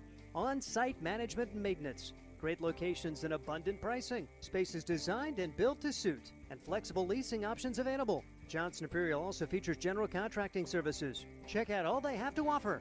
JohnsonImperial.com. Johnson Imperial in Hastings and Kearney. That's JohnsonImperial.com. Nebraska Land Distributing is a proud sponsor of the Hastings Sodbusters. When you come to the ballpark, get a refreshing Coors Light, courtesy of Nebraska Land Distributing. Nebraska Land Distributing also features Leinenkugels, the ultimate summer drink, cold and refreshing, and sold at Duncan Field. Another Nebraska Land Distributing option when you come to the ballpark is light beer from Miller. Everything you've always wanted in a beer and less. Nebraska Land Distributing, proud sponsor of the Beer Batter at all Hastings Sodbuster home games. Bring you Sodbuster baseball. Hastings and Casper are scoreless as we head to the 5th inning. Very well played, very well pitched game as the Hastings Sodbusters getting a good performance from Shane Scott, and Casper very solid from Jake Wright through the first 4 innings today, as Scott has thrown only 50 pitches to get through 4 innings. He is going to be facing the 6, 7, and 8 hitters. Brandon Herder comes up there first. Herder, his first time up, popped up to Ian Riley at third. Bounces this one toward the right side. Nice play. Jack Lombardi, the second baseman, spins, throws to first, safe at first base. Woo, pretty close, but it's going to be an infield single there for Brandon Herder. Great job for Jack Lombardi to number 1 field it and spin and make a pretty strong throw, but Herder hustling well, and he beats out an infield single. It's just the 3rd hit of the game for the Casper Horse Heads. So we'll see what Jake Baker can get done. Baker grounded into a 4-6-3 double play to end the 2nd inning. Runner at first, nobody out, and the pitch. Bouncing ball toward the second baseman. Lombardi to second for 1, over to first, double play. So it may have been a hard work for Brandon Herder to get the infield single, but he has erased 1 pitch later the second 4-6-3 double play of the game for Jake Baker. As a nice turn there from Cole Dawson, and a tremendous play for Lombardi again to go to his left and spin back to his right. And a double play will bring up Brooks Browning with nobody on and 2 outs. Off-speed pitch across for a strike, no balls, and 1 strike on Browning. 0-0. Well played game so far. Pitch is popped up right side of the infield. There's Lombardi again. He has had a busy day. It's a pop-up to the second baseman, and Casper is gone very quickly here in inning number 5. It is 0-0 as the Horseheads and Sodbusters continue to battle it out. And now this from Sam's Club.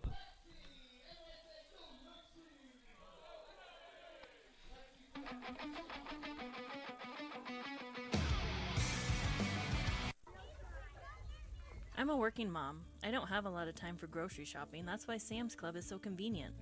I can get the food my family loves, household supplies, and be on my way. My husband likes that they offer oil changes and tire services. Really saves him time. They have early hours for Plus Club members so I can beat the crowd on the weekend. Plus, Sam's Club offers free curbside pickup. Order online or in the app. Sam's Club, Grand Island. Sam's Club, a proud partner of Sodbuster Baseball. Summer means Sodbusters baseball and hot weather, so make sure you stay cool with Ruts. Ruts Heating and AC is your number 1 source for residential and commercial HVAC services in Nebraska. For over 45 years, Ruts has been a name to trust for repairs, installation, and maintenance work on time. Call Ruts Heating and Air Conditioning today to discuss your HVAC needs, free estimates, and the guarantee their work. Whenever your heating or AC needs, trust Ruts. Visit rutsheating.com. This is Sodbuster Baseball as it is a scoreless tie. We head to the bottom half of inning number 5. How about the work of Shane Scott and Jack Lombardi, as it ended up being a 4-pitch inning for Shane Scott. 54 pitches. Lombardi had all the chances there. An infield single, then a 4-6-3 double play, and a pop-up to Lombardi to end the inning. And here comes Ian Riley for the Hastings Sodbusters as Hastings trying to break through. They had a little threat in the 4th. Casper had its best chance in the 2nd. It is first and third, nobody out. That was the best scoring chance by far for either team. And Riley takes strike 1, no balls and 1 strike for Ian Riley, who flew out to left field his first time up. 0-0 and a great game being pitched by Wright and Scott. Bouncing ball left side. Takes a nice off at the shortstop and the throw to first in time. Preston Joy, no problem with that one to gun down Ian Riley. These two pitchers continue to dial up ground balls, and their infield is playing very well behind them. Here comes Lombardi, who's had a huge day in the field. He had a couple of ground outs that he handled in the first inning. He has begun 2 4-6-3 double plays, both in the 2nd and the 5th innings. Really like his work at second base. He's played 3rd as well since joining the Sodbusters. And takes this pitch for strike 1. No balls and 1 strike on Jack Lombardi. Lombardi, a couple of hits since joining the Sodbusters, both those coming earlier this week, as Lombardi able to get a couple of hits yesterday. As a matter of fact, his first 2 hits for the Hastings Sodbusters coming in yesterday's game. 1-1 the count now on Jack. And Jake Wright brings home the pitch, and it's fouled straight back. 1-2 to Jack Lombardi. Shane Scott working his way through 5 rock-solid innings for the Hastings Sodbusters, allowing no runs on 3 hits to this point. Hastings has only 2 hits against Jake Wright. Leadoff single for Cole Dawson, an infield single for Trevor Matson. 1-2 pitch fouled away again by Lombardi for the Hastings Sodbusters. Sodbusters under the direction of Chandler Wagner and Luke Bay. Scott Galusha, the general manager, fills in when needed, and he just does a lot of things. And co-owner Brian Frew doing the PA today. So when you're in baseball at this level, you do what you need to do to get the games going, regardless of whether it's serving hamburgers, dialing up the beer, post-game meals, having to coach maybe if the need arises. And like for Brian Frew, running the sound and doing PA. Broken bat, headed toward the right side, and the throw to first in time, and that bat shattered from Lombardi, and Christian Lopez takes care of Lombardi. So kids, if you want a souvenir of a broken bat, you may get 2 or 3 pieces at when all this is said and done. Lombardi will grab it, basically broke straight in half. Fortunately, didn't get a piece of any players in the field, as we will see Carson Cahoy come to the plate. He grounded out to the first baseman his first time up. So a new piece of lumber going to have to be used by Jack Lombardi his next time up there. Big swing, no contact for Carson Cahoy. No balls, 1 strike on the Grand Island product. 0-0, bottom half of the 5th inning. This has been fun baseball here at Duncan Field. And Cahoy pops this one, foul territory. Will that reach the seats? It just will hit the net. As over to try to give it a look was Brooks Browning, but it was right at the top of the railing when it hit the net, and he could not field it. So it's 2 strikes on Carson Cahoy. Hastings Sodbusters and the Casper Horse Heads locked in a good one here. Sodbusters trying to take the series. Casper trying to even things up after they ended up sweeping a mini 2-game series Monday and Tuesday here. 0-2 pitch, fouled straight back. Cahoy stays alive. It remains 0-2 on Carson Cahoy, who came into today with a batting average of .240. Cahoy with his 0 for 1, now 239, his up-to-date batting average. 0-2 pitch on the way. Just did get a piece of that one, fouls it straight back. So good battle here for Carson Cahoy, the number 9 hitter. Sodbusters trying to avoid a 1-2-3 inning for the second time. They did send the minimum to the plate in the first, but that's had a double play there involved. 0-2 delivery, and again a foul ball, and this one gets a piece of the catcher as off the shoulder of Landon Boyd, and so the home plate umpire will try to give him a couple of extra minutes. And we'll go out and visit with pitcher George Tyree. Going to go out and hand the ball to Jake Wright and then come back and check on Landon Boyd. You got to be pretty tough to be a catcher. That just did get a piece of the bat of Carson Cahoy and caught a good piece of the shoulder of Landon Boyd. Ugh. So another 0-2 pitch going to be forthcoming from right-hander Jake Wright. Brings it home. Off speed, swung on and missed, and the Sodbusters are gone in order. Wright doing a good job of mowing down the Sodbusters here in the 5th as we continue in a scoreless tie. We'll head to the 6th inning. It is still 0-0, and Sodbuster Baseball sponsored in part by Odyssey. Odyssey. Casual, modern, and innovative cuisine, drinks, and service in the heart of downtown Hastings. The website is odysseydowntown.com. Call for reservations 402-834-3811. Odyssey. Reservations are required for lunch and dinner. Carryout orders taken on the day of carryout only. 834-3811. A sponsor of Sodbuster Baseball. We head to the 6th inning of a fast-moving game as we have the Sodbusters scoreless along with the Casper Horse Heads, as Casper going to be sending up their 9, 1, and 2 hitters. And both of these starting pitchers have been outstanding for Scott. Just 54 pitches thrown as he heads into the 6th. He has been dominant. Jake Wright just set the Sodbusters down in order in his half of the 5th. He's at 71 pitches now after 5 innings. It's just been a lot of fun. If you like pitchers' duels, this has been great baseball and very solid pitching here today at Duncan Field. So we'll see what Landon Boyd can get done for the Casper Horse Heads. Same 2 teams tomorrow night. And, you know, there's a lot of games in this Expedition League which are double digits. And if you like that kind, it's kind of fun every once in a while. But to me, there's nothing better than a good pitcher's duel. And right now, both pitchers are just throwing it.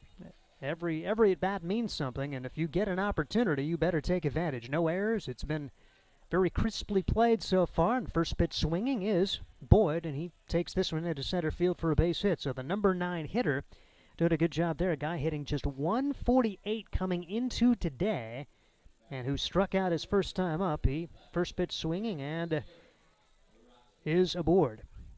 So 3 of the 6 innings, Casper's had its leadoff man aboard. They had the first 2 on back in the 2nd, and the Sodbusters getting out of that with no damage done, looming larger and larger as this game goes on, a scoreless tie. So they had that pair of singles, but then a pop-out and an inning-ending double play to end the threat. Shane Scott brings the pitch home, and it's high and tight for ball 1, 1 ball, and no strikes on Eric Arado.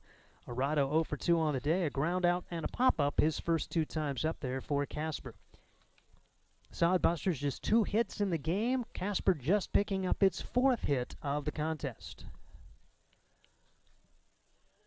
As the delivery is missing for a ball. Count goes to 2 balls and no strikes on Eric Arado.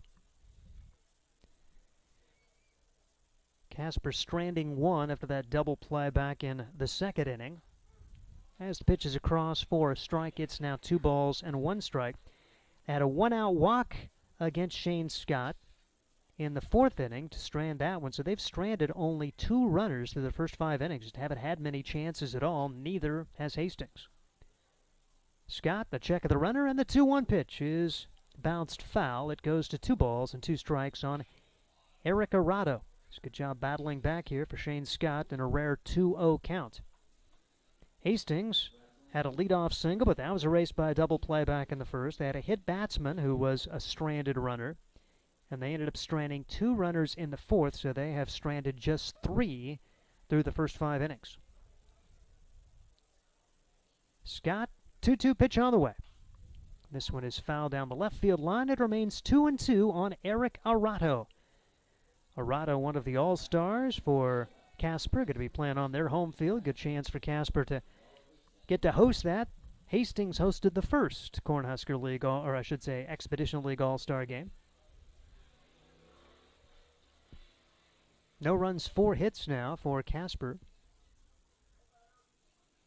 Pitch is sprayed foul again, and a good at-bat in progress for Eric Arato, who was ahead in the count 2-0, but now 2-2, and this would be the 7th pitch of the at-bat to Eric Arato. Runner at first, nobody out. A pretty large at-bat right here, because I want to find a way to get this guy.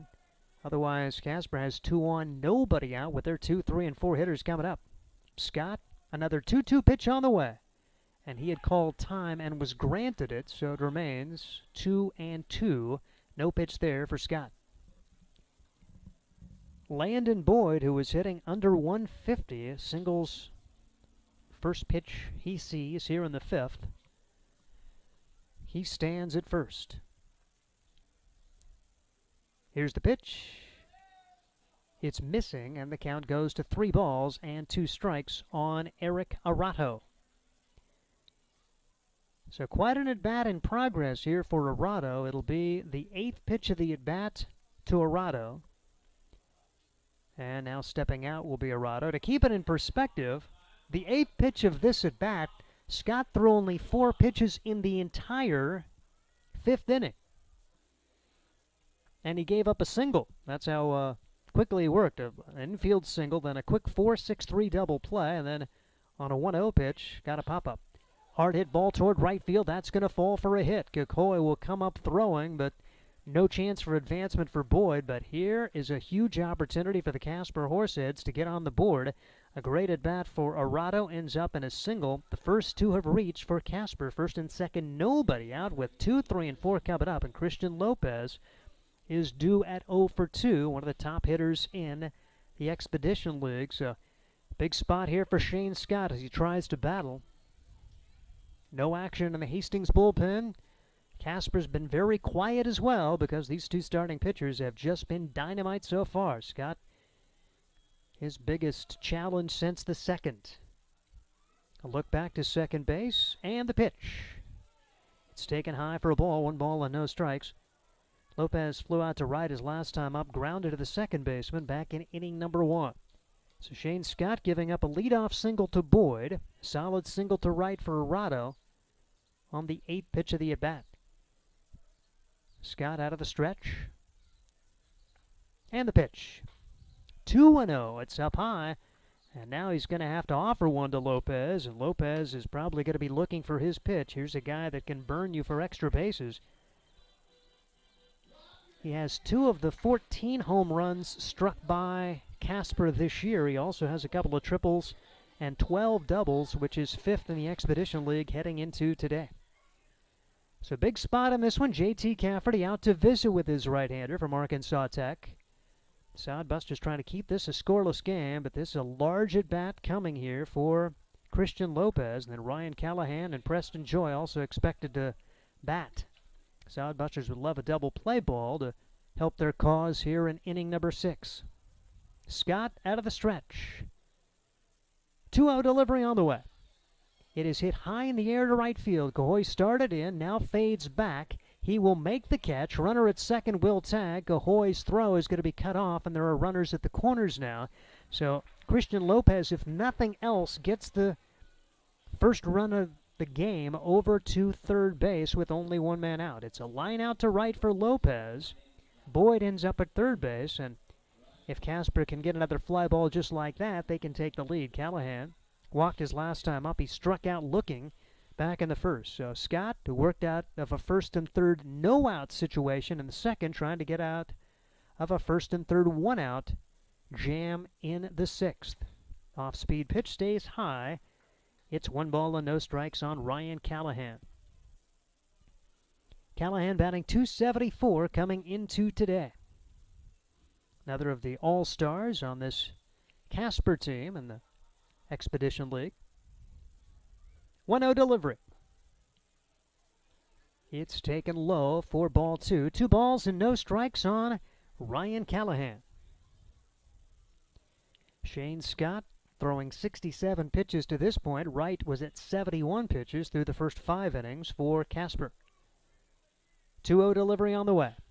Hit hard to the second baseman. Lombardi to second for 1. Over to first. It's the third 4-6-3 double play of the ball game, and the Hastings Sodbusters keep it scoreless. Shane Scott wiggles out of trouble again, and the Hastings infield continues to play well as we are scoreless heading into the bottom of the 6th. As we feature Sodbuster baseball, courtesy of Eldon's Automotive. Oh, yeah, so, Mr. Johnson, we took a look at your car, and turns out you got a broken rotator splint. You want us to fix it or what? When your car needs repaired, don't take it to that guy. Take it to Eldon's Automotive Repair.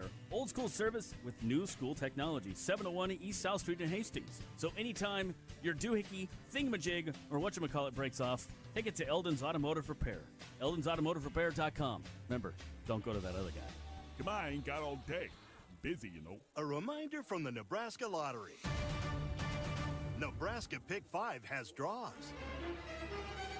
7 days a week, with jackpots still starting at $50,000.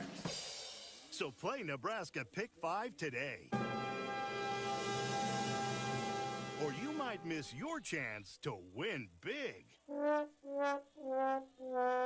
Top prize odds 1 in 501,000.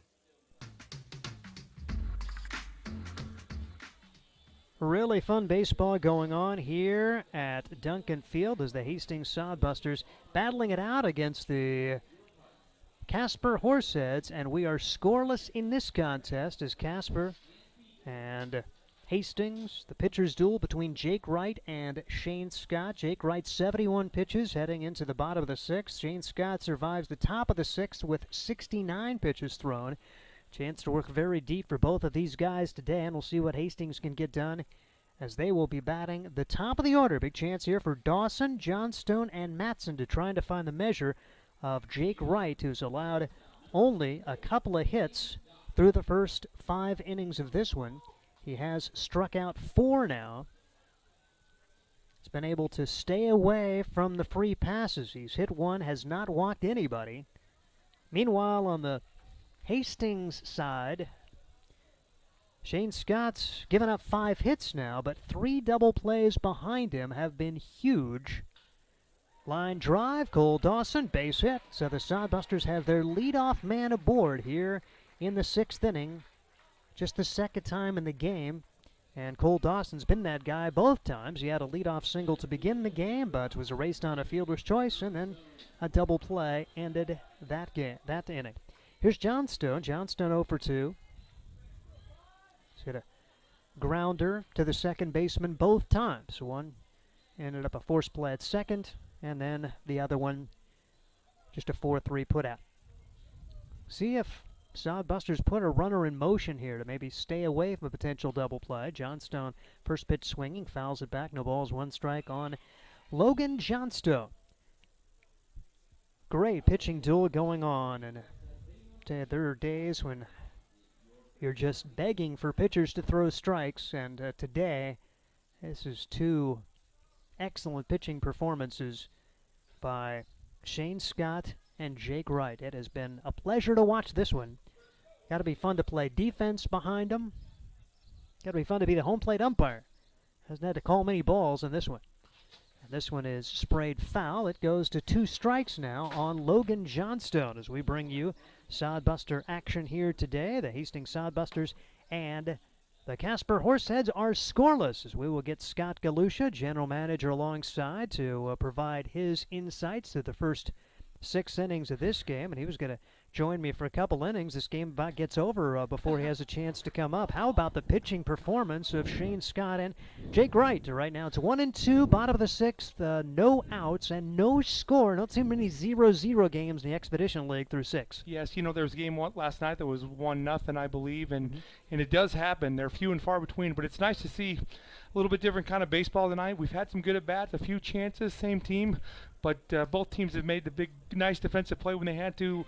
Right fielder who plays so shallow against us made another good play on JT Cafferty, and we've turned a couple double plays.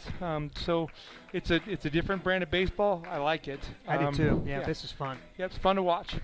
1-2 pitch is going to be on the way for Wright here and fouled away for Logan Johnstone. Big chance here with Cole Dawson at first base, and your perspective on this game so far, talking about the pitching, and both of these teams probably need a pitching performance like this. I'm not sure it's Casper's bullpen situation, but Hastings would love to see a nice long performance here from Shane Scott. Just about everybody is in the same boat. 13 games, 14 days, or 13 games, 13 days. We just had a doubleheader in the middle of that, so there's just a lot of baseball right before that break.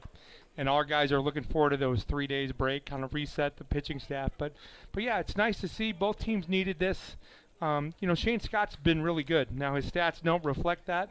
Sort of the same thing with Will Horton. He's had a big inning every once in a while, jump up and get him. But Shane's got great stuff, and Mr. Wright for the Horse Heads, not overpowering, around the plate, not hurting himself, and just getting people out. And he's so really good pitching. It's nice to see. I just want to see the guys in green find a way to get on top again. And yeah, I love a game like this because every at-bat means something. Every mistake means something. And you get to this point in the game, and there's a runner at first. Can you find a way to get him to second base? This is a big at-bat for Johnstone. 3-2 the count on him. Wright's been around the plate all the time, hasn't walked anybody. And the 3-2 pitch swung on and missed as he finds a way to make a good pitch to Johnstone, so the Sodbusters can't advance the runner. It was. That's just a little bit up, but right on the outside edge, good pitch he had to swing at, just a good execution by Wright again, and again, the right guy's up here, and I wouldn't be surprised if maybe we run a little bit here if we can guess breaking ball. I guess I could watch our coach and tell you for sure, but I can't see him without getting in your way. So no, you're fine. Surely I think it's a chance if the count's right. I don't think it's just a straight steal. Count's going to have to be right because you don't want to take the bat away from Trevor either. But we're not afraid to run, especially with Cole. And Matson's such a mature hitter.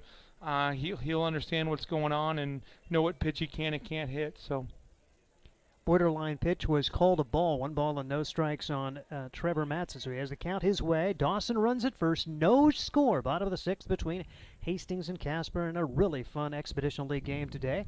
Pitch is outside 2-0. So now Matson really looking for one in his zone and a chance to drive one. He leads the Expedition League in doubles, and a double here would look mighty nice and perhaps be able to score a runner all the way from first. I didn't know that. Of course, I told you last night, I don't really look at the stats a whole lot. And maybe that's right, maybe that's wrong. I can tell you who can hit. I can tell you who I want up, and this is the guy we want up.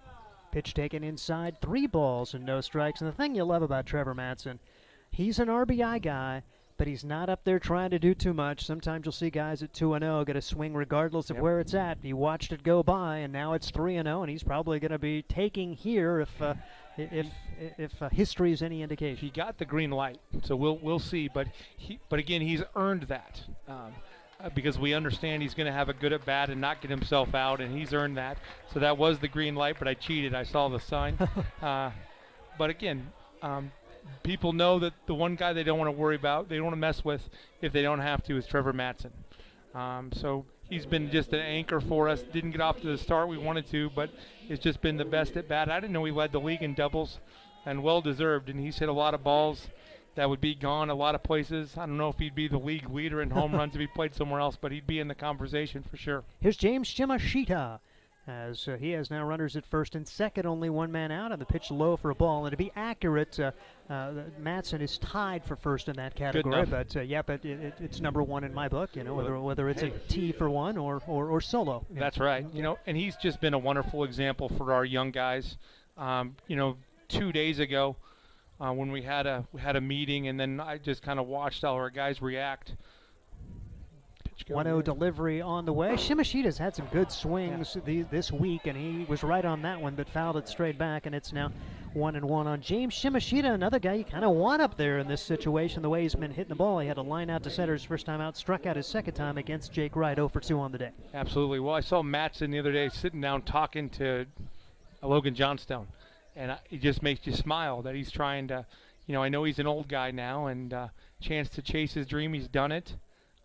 But sharing that with the younger players is really special, and nobody asked him to do that. And nobody tells him to do that. He knows that he's our leader. He's not a rah-rah guy. He's a lunch pail guy, but he always spends time. He's the first one here, last one leaves, and he's always helping out. He's always respectful, and he's just a great kid, and I love to see him talking to those younger players. Count 1-2 after a foul ball off the bat of Shimoshida. 1 out, 2 on. Sodbusters with their best chance of the day.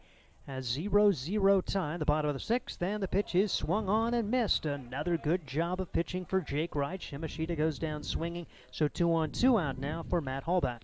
Same pitch we saw against Logan Johnstone, just away, and both our guys maybe just a little bit too quick to try to pull that ball.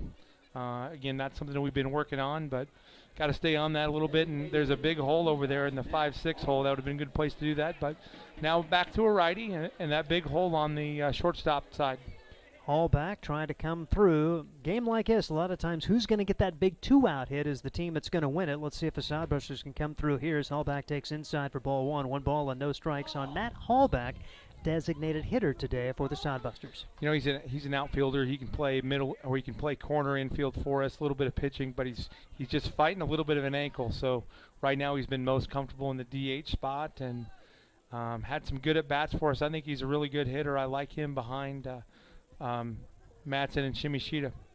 Pitch is taken for a strike. Now 1-1 on Hallback, another one of the guys who joined the team recently. Now a high school teammate of Johnstone, right? Well, no, they're from the same school. Okay. Yep, they're from the same town. Okay. They've played against each other their entire life, and they came out together. So they played enough together, they know each other, and that was kind of a really neat thing that they did that. Bouncing ball of the third baseman who stumbles but then goes and steps on the bag to end the threat. We're going to keep it right here as Ryan Callahan, a nice job to step on the bag, and that retires Cole Dawson at third. Fielder's choice grounder for Matt Hallback to end this 6th inning as Scott Galusha, general manager, up to join us, the Hastings Sodbuster. And, baseball's cool, but life is even better sometimes. And congratulations on the new grandchild. Fantastic. And I bet they're watching or listening tonight. My wife and my daughter, Amanda. My wife is with Amanda in San Diego. Amanda, my daughter in the Navy, gave birth to my second grandson in 3 weeks, Steve. Now, she didn't give birth to both of them, just to be more accurate. That's all right, correct. That would be a heck of a twin. My son and daughter-in-law were 3 weeks ago, and now my daughter, Amanda from the Navy, gave birth last night, 2:19 last night, just in case our day wasn't long enough.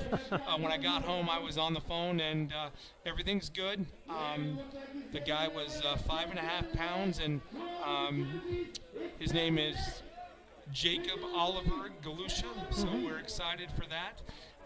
He's more hairy than I thought. I think he looks like a bear.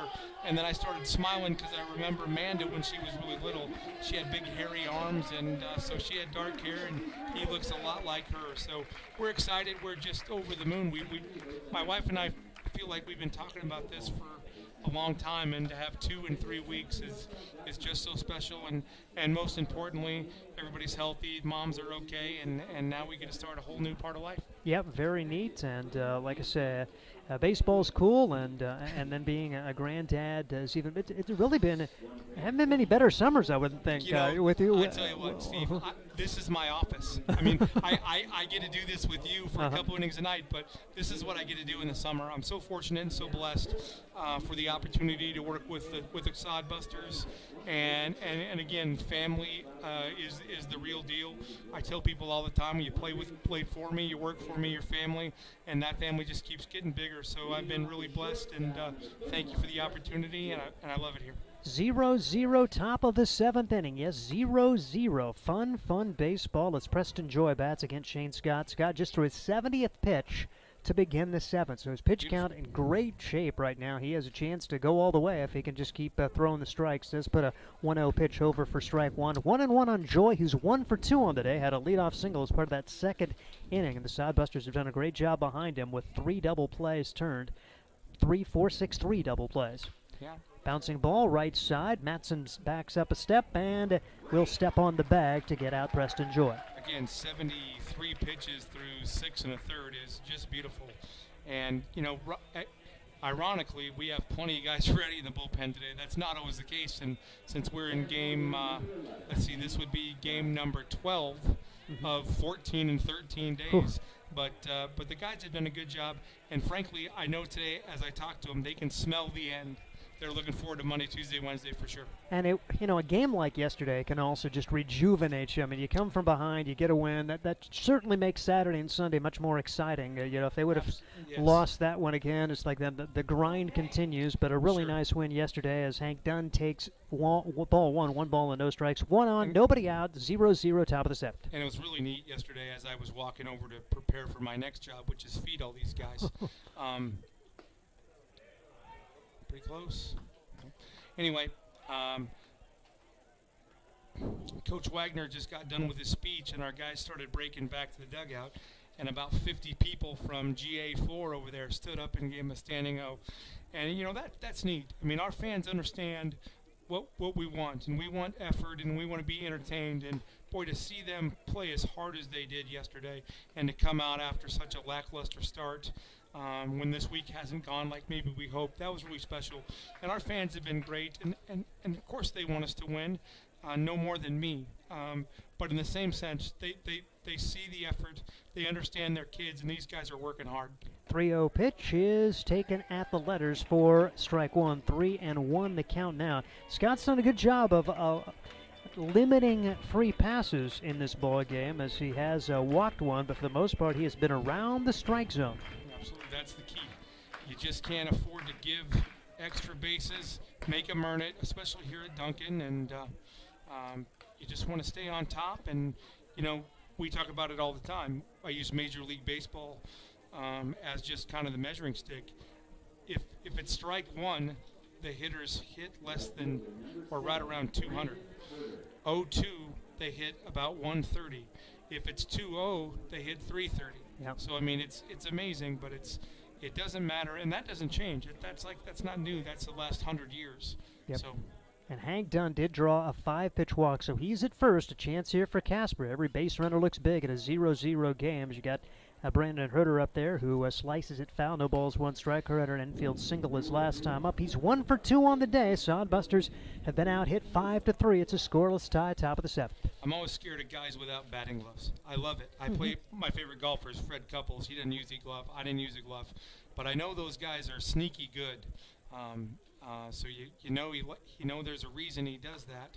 And so I'm sure he's going to have a good at-bat. I saw him have a good at-bat earlier, and we're just kind of looking forward to hopefully getting another ground ball because that middle infielder has been good tonight. Yep, I think at this point you'd love the ball hit to Jack Lombardi, who's had a great game at second, and he's gotten a lot of chances over at second base. 1 ball and 1 strike to count, and Cole Dawson's been really good at short as well, turning double plays. Here's the pitch. Outside for a ball. It's 2 balls and a strike. But Lombardi at second, and I know you're doing other things. I don't know if you saw that one inning where he fielded a great ground ball through to first for an infield single, but then he got a 4-6-3 double play basically the next pitch. Yeah, that was a great play, and this one is sprayed down the third base line and over into the Sodbuster dugout for a foul ball. It goes to 2-2. Since I was on the third base side, so I couldn't see how close that play was. I knew it was close by everybody's reaction, but I couldn't see because Trevor was obviously stepping out towards the outfield. But that was incredible range, and the agility that it took to hop up and make a strong throw right away was very impressive. As you mentioned, Matson, one of the old guys, but Lombardi is also a guy who has added a little bit of experience to a very young team. Yeah, he's this is going to be his 6th year of college. He started out at Creighton, has been playing for UNO, and out of way, Shane. Beautiful fastball, bottom part of the zone, and might have been looking for something out and away, and that was a good pitch by Shane to get that all-important second out. But anyway, Jack Lombardi is a fabulous guy. He stayed with me the first couple nights as we were trying to line up a host family, and he's with the Nelsons, who have been just wonderful for us. But anyway, Jack is going to be, by the time he's done with his baseball career, and 6 years is a long time to keep grinding, but he's going to have his master's degree. Very neat. So that's very impressive. That's not easy to do, so he's taken a full load of classes all the time to get all that done, but he's going to have an opportunity to play and be done with a master's degree when he finishes. Going to be a pinch hitter now for the Casper Horse Heads, J.J. Girardin, who's been pretty much an everyday player. He is going to step in now as the situation, runner at first, 2 outs. It's a 0-0 tie, top of the 7th. Girardin is a guy who certainly has the potential. 3-13 coming into today. If he can get an extra base hit, Casper could take the lead. 1-0 the count as Scott brings the pitch home, and Girardin drives this one in the air to center field, but coming on is Johnstone, and nothing happening for the Casper Horse Heads as Scott works around the 1-out walk, and we remain 0-0. Scott, you want to stick around? Yep, I'll stick around. Just stay here. We'll just keep on talking, as that is a line out to center, so no runs, no hits, 1 man left. No runs, 5 hits now for Casper. They have stranded 4. For the Sodbusters, no runs, 3 hits. They have stranded 5 as we get set to go to the bottom half of the 7th inning. And you mentioned a great opportunity to see a guy like Jack Lombardi join this team late. You mentioned yesterday, some of the schools you're going to be working with, and one of the schools that you really didn't mention was the University of Nebraska. Now, we got 3 guys the Sodbusters did last year. Yeah. Is that realistic year in and year out to get a player or 2 from Nebraska, or do those guys go elsewhere? We sure hope so. But again, each coach has their own sort of theories and philosophies about how they do it. So Nebraska likes to really try to get their guys to play at the highest level they can play, and so we're very experienced right now. But when it comes to when they bring in some junior college guys like we had last year with Griffin Everett and Efrain Cervantes, which were both just great players and teammates, and that's what's going to happen. But this year for sure, with Nebraska playing as deep as they did in the season, that we knew that wasn't going to be part of the plan for 2021. We hope to get the opportunity to keep getting a couple of those guys wearing my favorite N back in this ballpark sooner than later, but only time will tell, and it just kind of depends on how baseball continues to move and what they're going to do. My thought is baseball is going to continue to be later and later, and trying to make that difference up a little bit with those warm weather teams to the cold weather teams. And so I think college baseball is going to go further into our season, which would mean that we're going to continue to do what we do, which is some smaller Division I schools, definitely junior college guys. And I've just been really happy with the very good, very competitive Division II programs that we're with. And so, like I said last night, we're hoping to get some guys from UNO, Arkansas Tech, New Mexico State with a Nebraska connection there, and then University of California, San Diego. And then, Marcus Clapp at Norfolk is doing a great job. Deion Parks and his brothers down at Southeast Community College in Beatrice, they continue to turn out guys Division I all the time. So those are kind of the go-to starts for us, and then we continue to expand that with the coaches. And it sounds like we're not quite sure if Chandler's going to come back, because there may be some opportunities out there, but we do believe Luke Bay is going to come back, and that'll help us too from a consistency standpoint. There is a new pitcher for Casper, which may be good news. I mean, Jake Wright was pretty darn solid through the first 6. It's Marshall Smaracco. He gets his opportunity, and he throws a first pitch ball to J.T. Cafferty. For Smaracco, he has an ERA of 17.3 coming into today. Worked 13 innings. He's allowed 26 runs, 25 of those earned, 21 hits. He has walked 15 and struck out 10, and he throws ball 2 to J.T. Cafferty. So, just from his numbers standpoint, numbers can be very deceiving, but maybe here's an opportunity for the Sodbusters. Get to the Casper bullpen and maybe take advantage in this scoreless tie, bottom of the 7th. Absolutely. I have no problem with him getting his ERA down. I don't care how many he gives up, as long as he gives up at least 1 or 2. Here's the pitch, and it's way outside, so he has not been close to the zone here, and J.T. Cafferty likely with the take sign at 3-0. Well, yes. I didn't even have to look on that one. If JT swings at this pitch, we're going to have a problem. I might have to go down and talk to him. But, you know, this is just part of what we do, and we've had these issues as well.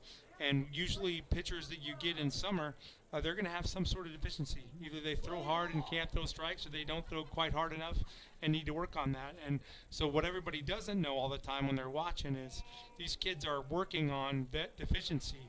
So sometimes that gets exaggerated before it gets fixed because, you know, Shane Scott, for example, we're working on a secondary pitch. Well, you don't see his best pitch as much as maybe we would like because he's working on that second one. So those are things that you don't always see when you're watching. But from my standpoint, I understand what's going on and I know what they're trying to work on. So J.T. Cafferty works a 5-pitch walk, so Smaracco did throw strike 1, but then Cafferty took ball 4, and here comes Ian Riley. This point in the ball game, they're in the bottom of the 7th. Do you consider small ball? We'll see if Riley's up there bunting to try to get a guy in scoring position or if he's swinging away. Well, he's a good guy to do it. I guess today I'm not calling the shots. Right. I'd probably give Ian Riley 1 pitch to see if we can get a big inning going. After that, I'd probably try to make him get the job done. Looks like we're going to get him to bunt now. Good job, Bunts Ian. it on the first base side. That is a dandy. Could be trouble, but it will go foul. Nice decision, Landon Boyd, to let it roll because I think Riley probably beats it out. Instead, it's an 0-1 count now on Ian Riley. Yeah. When the pitcher didn't get that, that was big trouble, and that was his only play. A really good decision by the catcher there because that was going to be first and second, nobody out. And now it'll be interesting to see what Riley does at 0-1. Chandler Wagner coaching down at third, Luke Bay. And there is a new catcher, by the way, for the squad from Casper, as they have brought in Harold Baez behind the plate. As the pitch comes in, and this one is inside and back to the screen, so it's a wild pitch. Riley had squared to bunt. We'll see if he's still bunting. It's 1-1, and now Cafferty at second base. Do you try to bunt him over to third with nobody out? Absolutely. You got to trust that he's going to make sure he bunts a strike, and absolutely this is, in my mind, an easier bunt decision than the first one. But he hasn't thrown very many strikes, so you've got to be patient. You've got to trust your instincts and try not to help him out. So we'll see what the Sodbusters have cooking here. 1-1, nobody out, and Riley swinging away, and he pops it up on the infield. And fading back a couple of steps will be the shortstop, Preston Joy, and so a runner stays at second with 1 man out. And relax, Scott. We need to take a break. We understand. If yep. You know, that's really a microcosm of what we've done. We just haven't been able to either get the big out, the big pitch, the big at bat, or sometimes we've just failed to execute. Now I don't necessarily mind the chance to let him swing, but we've got to swing at the right kind of pitches to make sure that worst case scenario that guy's on third base. And unfortunately that wasn't the case, and hopefully Carson or Jack here can pick us up. 0-0, bottom of the 7th. Sodbusters have a runner in scoring position with 1 man out, and the pitch is fouled away as Jack Lombardi is at the plate. He is 0 for 2 on the day, and a 1-1 count on the UNO product. Trying to come through here. Who's going to come with the first big hit of the game? 0-0 between the Sodbusters and the Horseheads. I think his last at bat, he hit the ball right on the screws, right at the second baseman. So he's had some good swings today. Hopefully he can help us out, pick us up. Pitch is missing inside. It's now 2 balls and 1 strike. Yep, continue to be patient. He has not consistently thrown strikes yet. So one thing that I talk about hitting-wise is, I hate it when they tell me I want to swing at a strike. We're looking location here. Pitch is called for a strike. Lombardi didn't think so, but it's 2-2 on a borderline pitch against Lombardi. Runner at second and 1 man out. The Sodbusters and the Horseheads are scoreless. Frankly, I don't think that's that bad because I think Jack understands that he's going to cut everything down and try to get it in play here. 2-2 pitch, fouled away. Good swing there for Jack to stay alive, and it remains 2 balls and 2 strikes. Really the same pitch. borderline pitch outside part of the plate. Jack did a good job at spoiling that one, and that's what good hitters do. They try to spoil the good ones until hopefully they make a mistake and get one in the middle, and Jack's going to hit one hard here. Big moment in this game. Bottom of 7. Sodbusters trying to break on top. And the pitch called strike 3. Lombardi couldn't pull the trigger. He goes down looking. There are 2 outs in the inning and a big pitch for Morocco with Carson Cahoy coming to the plate. That to me looked like a guess, Steve. He looked like he was guessing. When you guess breaking ball and you get a fastball, that's what it looks like. It was not as good as the previous pitch, but it was definitely a strike. It was a good pitch to hit, but if you're looking for a breaking ball, that makes it real tough. Carson Cahoy up there looking for his first hit of the day, and he's first pitch swinging right here, and that's not going to get it done. It's in foul territory. The catcher over, and it bounces off his glove. Baez couldn't bring it in, and new life for Carson Cahoy. No, they're calling him out for batter's interference. He must have... he tossed the bat, and the catcher hit it. I don't know. I don't believe it was intentional. Right. But it was in the right direction, but... I guess I'm not sure that needed to be. He didn't trip over it. He didn't kick it. He might have touched it, but I don't know if that's probably. I guess he should have caught it anyway, so it shouldn't have mattered. But I think that was a little bit nitpicky. But it is what it is. We didn't execute, so we really didn't deserve a score. Yep. Right. Yeah. No runs, no hits, 1 man left. The good news is for the Sodbusters, they will have the top of the order coming up in the 8th inning. Scott, you going to stick around or you need to go? You know what? I'm going to stick around for a half inning more if it's okay with you. And Works then for me. And then I got some obligations I got to do, but there's no better place in the park to watch this game, and so I'm going to hang out with you and see how we do it. And these are Trevor Matson's buddies. Oh wow! Okay. Yeah. Very neat. Yeah. And so they are having their dizzy bat contest, and they go around the bat for 10 seconds, and then they try to stagger toward the PA guy on the field. And let's just see how this goes as the Sodbusters and Casper are scoreless. And two of them go down. 2 of them take a fall. Wow. Well, you know what?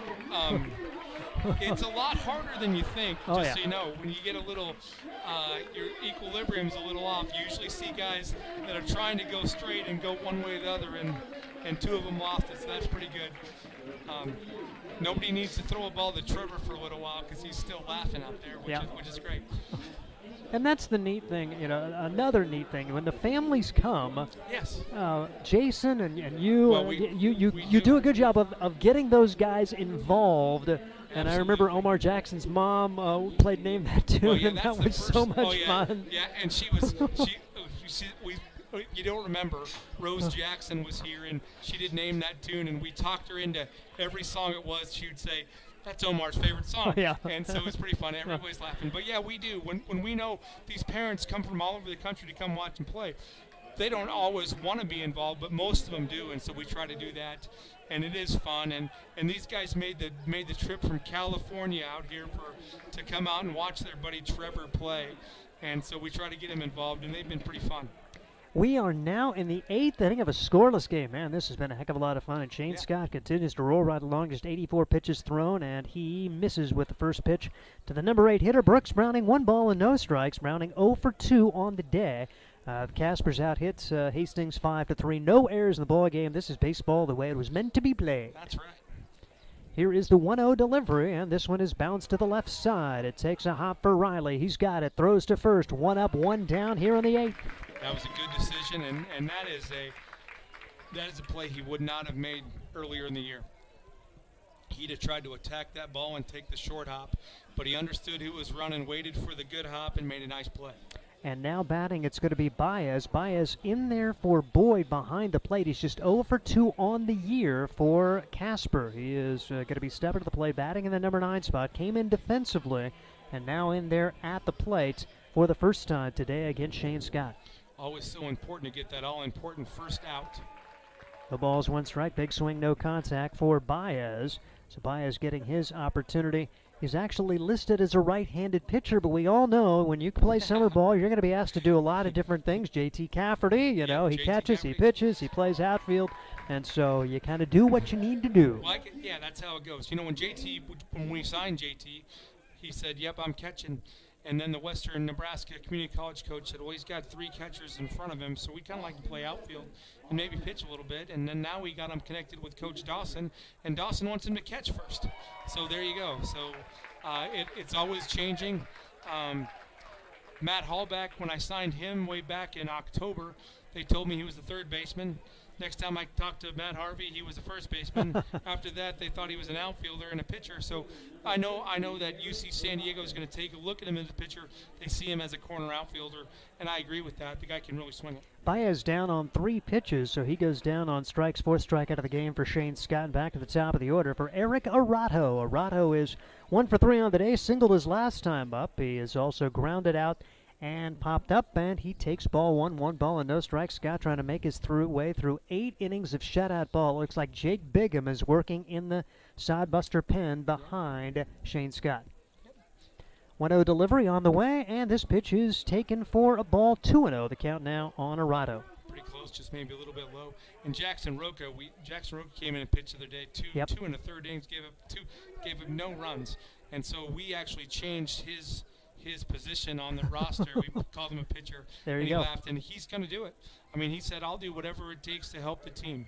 And so he's going to be in the bullpen for the last half of the year. Doesn't mean he won't be out there because he's a pretty good outfielder. Had some lousy luck at the plate for him, but for a guy that things aren't going right for him, he's just willing to do whatever it takes. And his family's been here for a week. It's been a joy to meet Sammy and the gang. It's been real fun. 2-1 pitch misses now. 3-1. Again, 2 outs, nobody on, as Scott trying to work a 1-2-3. 8th inning here for the Hastings Sodbusters. Hastings and Casper are all knotted up at 0 in the 8th. Pitch is at the letters for a strike. It's 3-2. So the 2 strikes in this at bat, both have been letter high. I don't think Arato agreed with either call. He'll have to stand in there and battle now at 3-2. Well, again, sometimes umpires read your willingness to swing the bat, and if you don't act like you want to swing it, then that zone might get a little bit bigger. So hopefully Shane could get him if he could throw a breaking ball for a strike, but I'm guessing he's going to challenge him again. No runs, 5 hits for Casper. No runs, 3 hits for Hastings. Very well pitched game. Sodbusters have gotten to the Casper bullpen though. Off-speed pitch nowhere close, and it's a walk. 2-out walk, and now you really have to focus against the best hitter on the Casper Horsehead team, one of the top hitters in the league. It's Christian Lopez coming to the plate. Well, here's the beauty of this. Again, there's 2 outs, and if we can get him out here, we don't have to see him again. Yep. So, again, best on best right now. We'll see how it goes. That's kind of what you like to get it down to anyway, and unfortunately, Shane tried to get a little tricky with a change up there, but just missed it outside. And first pitch coming. Over for a strike. No balls, 1 strike to Christian Lopez, who is 0 for 3 on the day. Coming in, he was the top hitter on the team and one of the top hitters in the Expedition League. Yeah, he doesn't try to do too much. He just puts the bat on the ball and gets rewarded for it. 0-1 delivery for Scott as he checks the runner. The runner goes and the pitch is fouled away. And tell you what, Arato had a decent jump, but it's 2 strikes now on Lopez, and Arato will be back at first. Now, I wish Luke was looking at me here, because I think you throw a fastball away out of the plate, you just assume they're going to try to run and get that guy in scoring position with 2 strikes. I'm sure the old coach from the Sodbusters is probably guessing breaking ball or change up here. So, look, I wouldn't be surprised if he goes here again. 0-2 pitch. Scott checks the runner, and the runner does not go. The pitch in the dirt. Good stop, JT Cafferty. Keep that runner at first. It's 1-2 now on Christian Lopez. And that's the key right there for JT. I think JT can be a really good player for Arkansas Tech, but he's got to be able to not chase the ball. He's got to be able to block. We know he can hit. He's a big physical kid, but he's got to block, and that was a great job there. Saved us 90 feet. 1-2 pitch on the way, and it is swung on and missed as Scott does the job. The Sodbusters are through the top of the 8th of a scoreless game. Sky Galusha, appreciate you joining us. You bet, Steve. When we come back, bottom half of the 8th inning, it is a scoreless tie as we bring you this from the Adams County Visitors Bureau. Adams County Visitors Bureau is the perfect place to start your Hastings experience. A place where you'll meet artists, shopkeepers, and storytellers while you stroll through downtown shops, beautiful parks, and historic housing districts. Whether you're a traveler, meeting planner, or a new resident, the Adams County Visitors Bureau is excited to help you find what you're looking for, from places to eat, things to do and see, to places to stay. Ask the Adams County Visitors Bureau. Get details at visithastingsnebraska.com. Experience Hastings with the Adams County Visitors Bureau. You know Graham Tire for their quality tires and service, but did you know that they do brakes, batteries, and oil changes, and even shocks and struts? Graham Tire in Hastings has the quality products and great service you have come to expect from the Graham name. Rick and his crew will get you fixed up and right back on the road safely. And you can trust that the job was done right. That's peace of mind. Graham Tire in Hastings, West 2nd Street, open 7:30 to 5:30, Monday through Friday. A proud sponsor of Sodbuster Baseball. Sodbusters trying to find a way to win this one. Get a run here in the 8th and get a scoreless 9th and get out of here with a victory and a series win heading into tomorrow's series finale. It'll be the top of the order coming up. Cole Dawson, Logan Johnstone, and Trevor Matson against the reliever Marshall Smaracco. Smaracco worked around a lead-off walk and was able to get out of that with no damage done at the bottom of the order. Now he has to deal with the top of the order, and let's see what the Hastings Sodbusters can accomplish with Cole Dawson in particular, who's also has already had a pretty good game. 2 of the 3 hits for the Hastings Sodbusters off the bat of the starting shortstop, Cole Dawson. It's Steve Stein. Nate Miller is our engineer, and big thank you to Scott Galusha for joining us a couple of innings, and congratulations to him as he has his 2nd grandchild in a month. Here comes Cole Dawson. Dawson 2 for 3 on the day. A single in the 1st, a single in the 6th. Both leading off innings. Trying to do it again here in inning number 8. Pitch taken high for ball 1. 1 ball and no strikes. And really, don't have to do too much if you're Cole Dawson. Smaracco has struggled with his control for the season. Any way on would be good for this Hastings team. Just a base runner. Just maybe need 1 the way this game's going today. And Smaracco throws this one clear back to the screen. It's now 2 balls and no strikes on Cole Dawson. Kansas City, Kansas Community College. I'm sure he's going to be getting some offers as he heads through his 2nd year at KCK down in the Jayhawk League in Kansas. Just an outstanding fielder and a very solid hitter as well. 2-0 delivery. Missing a little bit low. It's now 3-0 to Cole Dawson.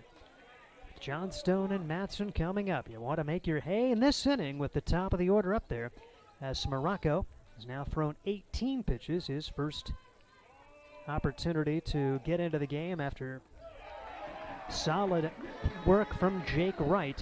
Wright working the first 6 innings, allowing no runs on just a couple of hits.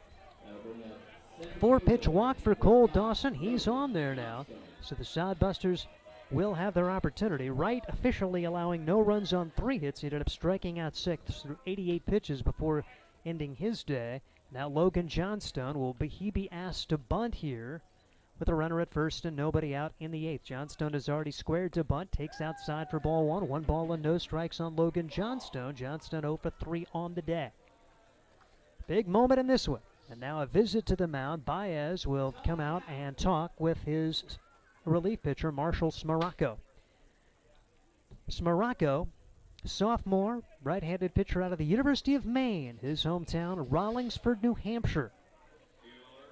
Trying to find a way to get one over here. He's thrown 5 straight balls to open the 8th inning. Sodbusters had Bigham working behind Scott, and will Scott be allowed to come out to begin the 9th inning? 99 pitches thrown for Shane Scott, but he looked really strong with a couple of strikeouts in the 8th. Pitch taken outside. It's now 2 balls and no strikes on Johnstone. Some interesting decision for pitching coach Luke Bay, head coach Chandler Wagner. Fun baseball here, 0-0, bottom half of the 8th inning. Hastings trying to make it 2 in a row over Casper after winning yesterday by a score of 10-6. 2-0 delivery taken inside. It's all the way back to the screen, so into scoring position goes Cole Dawson with nobody out, and Logan Johnstone with a 3-0 count his way. there is right-handed action in the Casper bullpen at this point. So Smaracco may be nearing the end of his day, as he has not thrown a strike here in the 8th. After throwing 15 pitches in the 7th, able to work around a leadoff walk. Sodbusters went down with their 7, 8, and 9 hitters. But now the top of the order up there, and 3-0 on Johnstone, and the pitch. Taken inside, a pair of 4-pitch walks to open the 8th inning. First and second, nobody out for Trevor Matson. And this is a very fascinating turn of events. You got Trevor Matson, you have first and second, nobody out. The book might say you bunt here, but man, this is your best RBI guy. This is your best double producer. You're thinking he's probably swinging away and maybe taking a pitch here. And it's across at the letters for strike one. No balls and 1 strike on Trevor Matson. Say, with Smaracco missing on his first 8 pitches, that's probably a good take on a borderline right there anyway. Smaracco, a check of the runners. The 0-1 delivery is taken high for ball 1. 1 ball and 1 strike. Matson walked his last time up. He also has an infield single and grounded into a double play. 1 for 2 on the day for Trevor Matson. The Expedition League All-Star stands in the right-handed box. Right-handed pitcher Marshall Smaracco brings it home. Hard hit ball. Knocked down by the shortstop. Throw to second for 1. Over to first is not in time. So a well-struck ball. Great play for Preston Joy. Otherwise, it's bases loaded, nobody out. Joy not only made the stop, but turned and gunned down Logan Johnstone. Matson able to hustle down and reach on a fielder's choice. Now there's first and third, 1 out for James Shimashita. So try to stay away from the double play right here. The fly ball to the outfield, and you likely get a run home. And Shimashita, first things first, here comes Scott Stover, the head coach for the squad from Casper, and it looks like the entire infield is going to meet around their head coach, Scott Stover. The wheels, they are a-turning right here with very smart base runner Trevor Matson at first, a very speedy base runner Cole Dawson at third. Do you try to put the guys in motion at first? Maybe steal a run at home? Shimashita, who had been swinging a pretty good bat coming into today, is 0 for 3, a pair of strikeouts, but both of those coming against Jake Wright. It's his first look at Marshall Smaracco. Fun baseball. I love games like this where it all comes down to one play that you make or maybe don't make that can cost you or win you the ball game. Tremendous pitching for starter Jake Wright for Casper, and Shane Scott, who has worked 8 scoreless innings for the Hastings Sodbusters. James Shimashita now with a big chance here for Hastings with a runner at first and a runner at third and only 1 man out. Like I say, if Preston Joy doesn't make that diving stop, the ball's into left field. At worst, the Sodbusters have the bases loaded, and they may actually get a run home there, particularly with a guy like Dawson running. Shimashita takes strike 1. No balls and 1 strike on James Shimashita, with Matt Hall back waiting on deck. It is an exciting time here as the Sodbusters trying to take the lead for the first time today. Trying to score for the first time today. And after the 2 teams combined for 16 runs yesterday, nary a run to be found. 0-1 delivery on the way. Bouncing ball, high chopper on the infield. The third baseman's got it. Only play to first, and it's mishandled. No out recorded. On to second base goes Shimashita. On to third goes Matson. It's James Shimashita with a ground ball that turns into an error, as it appeared to be just muffed by the first baseman. Brooks Browning kind of took his eye off it a little bit. I thought the throw looked okay. Cole Dawson does score. And when all is said and done, I think you still give the RBI because the run would have scored regardless. But Shimashita reaches. Matson ends up at third base. And Matson ends up at third, Shimashita at second, and there's still a great chance to get a tack-on run here with Matt Hallback taking ball 1. 1 ball and no strikes. Casper certainly should have gotten the out at first base, could not get it done, and now they've brought the infield in to try to cut off any run at home. 1-0 delivery is back to the screen. Here comes Trevor Matson home. The throw, not in time, and the Sodbusters lead it 2-0 on a wild pitch from Smaraka. So Marshall Smaraka unleashes a wild pitch. Matson scores from third, and Shimashita ends up at third. For the Sodbusters, it's 2-0. So Hastings getting it done with a walk, a fielder's choice grounder, and then an error and a wild pitch. 2-0 the score. The pitch. Bouncing ball, chopped over the third baseman's head. A run will score, and around first. Hallback will stay there. Good effort for Ryan Callahan, who tried to retreat to grab it. He could not field it cleanly. It's a single for Hallback, and 3 runs have scored in the inning as Shimashita comes in. An RBI single for Hallback, and the Sodbusters have taken a 3-0 lead with J.T. Cafferty coming to the plate trying to keep it going. Still only one man out. Leading away from first will be Hallback. As Smaracco brings home the pitch. That's inside, and it hits J.T. Cafferty. Cafferty aboard via the hit batsman for the second time today. He's also walked. He's officially 0 for 1, but he's been on base 3 times. There are runners at first and second now with Ian Riley coming to the plate. And you know, there was action behind this Casper Horsehead right-hander Smaracco, but now with the wheels coming off a little bit, I think they maybe changed their plans a little. Smaracco maybe has just to work through this because now they're down by 3. They may not want to burn another pitcher here because it's looking pretty good for the Sodbusters. First pitch is fouled out of play by Ian Riley. No balls, 1 strike on Riley, who's 0 for 3 on the day. Sodbusters with the lead by a score of 3-0. 3-0 is the score, and an announcement coming from the general manager, and so home plate umpire just kind of stops play right there, allows that announcement to be made.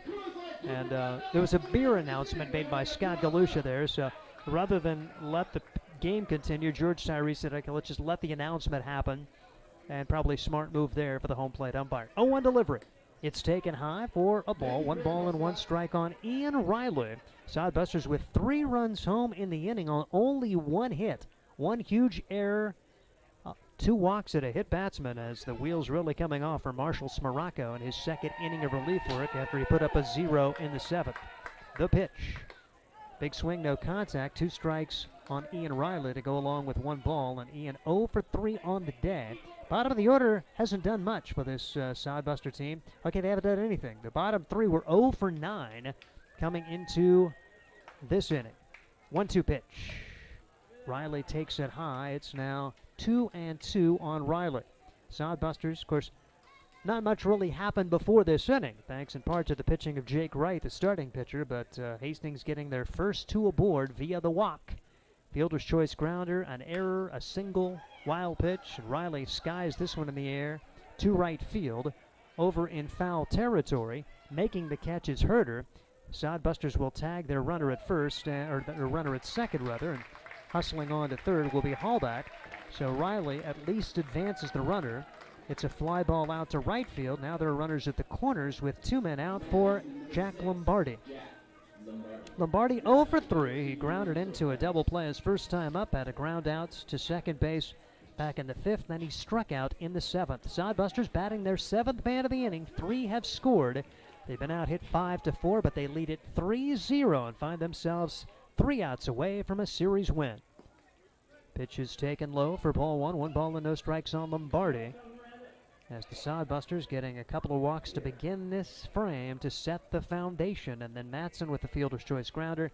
Shimashita put a bouncing ball to third that was going to bring a run home regardless, but then it turned into an error. That's allowing the runners to go to second and third. A wild pitch scored another run, and then the RBI single from Matt Hallback. And the Sodbusters have 3 in the inning, Count 1 ball and 1 strike now on Jack Lombardi.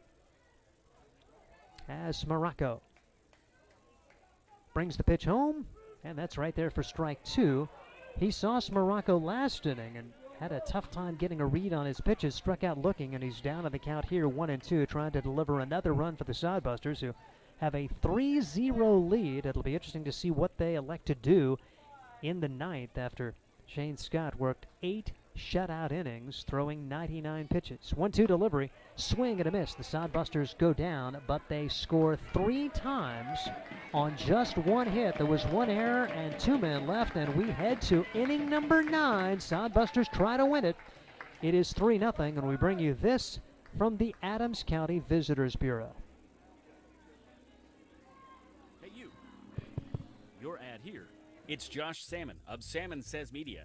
Imagine turning on the radio or TV and hearing or seeing your business being advertised. Salmon Says Media offers voiceovers, full audio production, on-hold messaging for your phone, and more. Nearly 2 decades of experience. Salmon Says Media also offers radio imaging and podcast production. See us on Facebook. Salmon Says Media, the official media partner of the Hastings Sodbusters. For the best in promotional videos, custom designs, photography, websites, and more, it's Provident Promotions. You've got the business. Now make it stand out with Provident Promotions. Provident Promotions can help you design your logo, website, custom make your promotional video, and shoot just the right photo for your company or business needs to be seen everywhere. And they even offer email marketing services and social media management. Let them help you from start to finish. 111 North Burlington Avenue, Suite 110 in Hastings. A proud sponsor of Sodbuster Baseball. Sodbusters a chance to win this one. It is 3-0 as we head to inning number 9.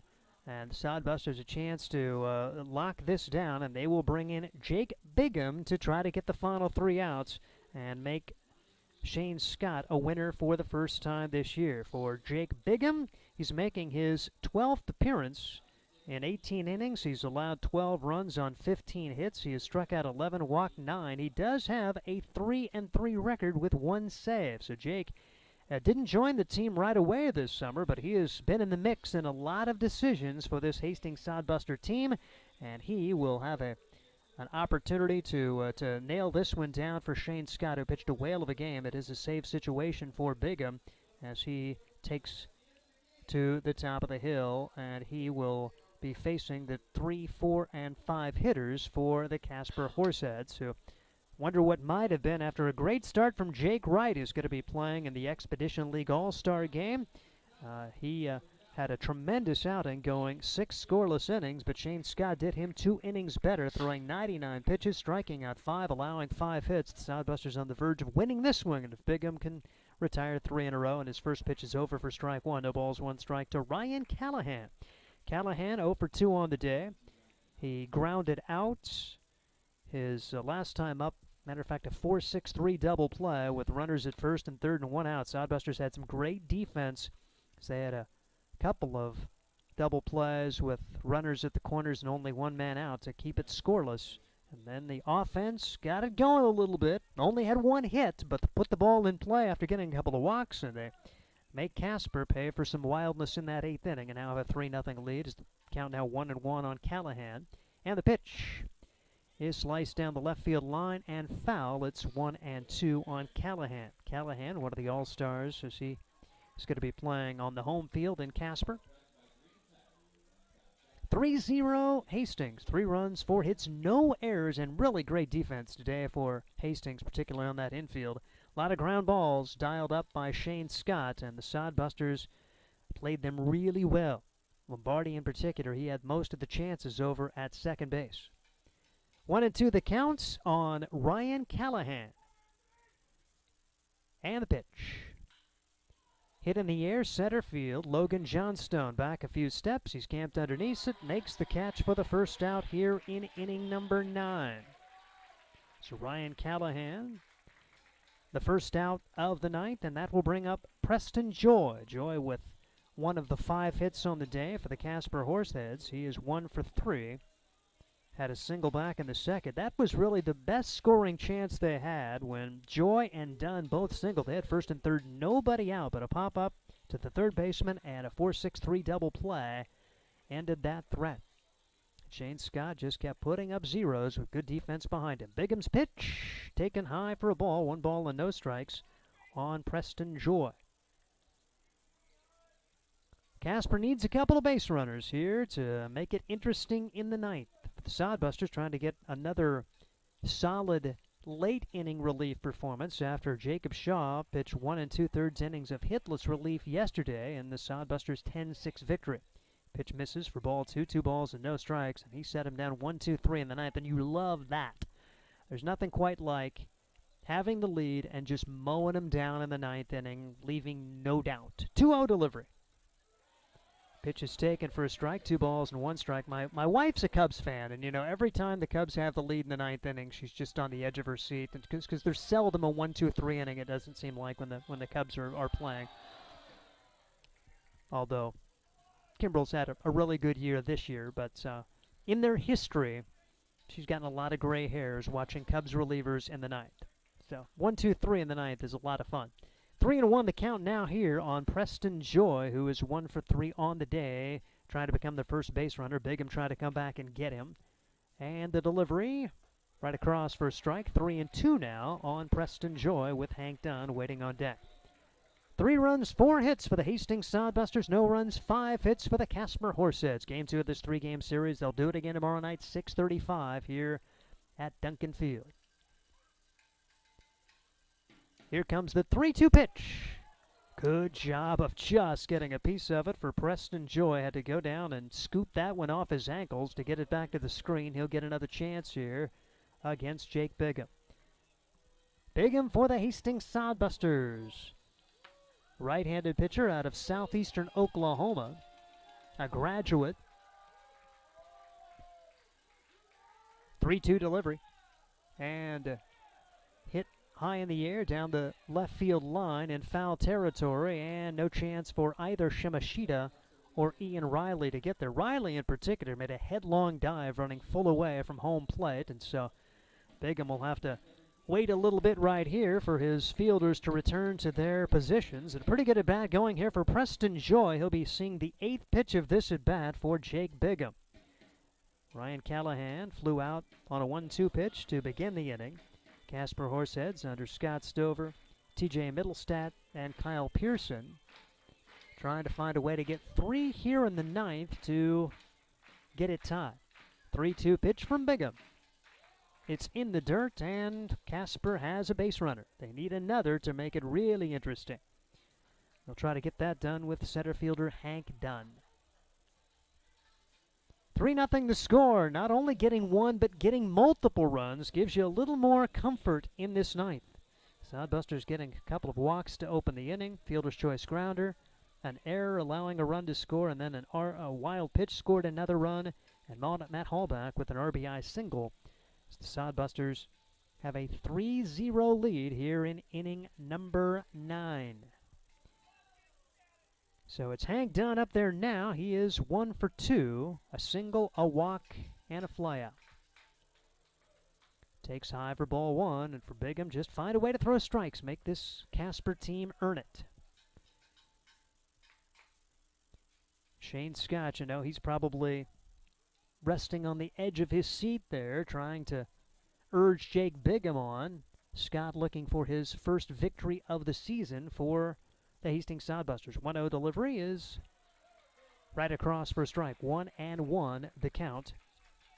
Shane Scott coming into today. No wins, 6 losses, a 6.52 ERA, but he looked anything but like an 0-6 pitcher today, as he had his A stuff, and he was pretty dominant with some good defense behind him.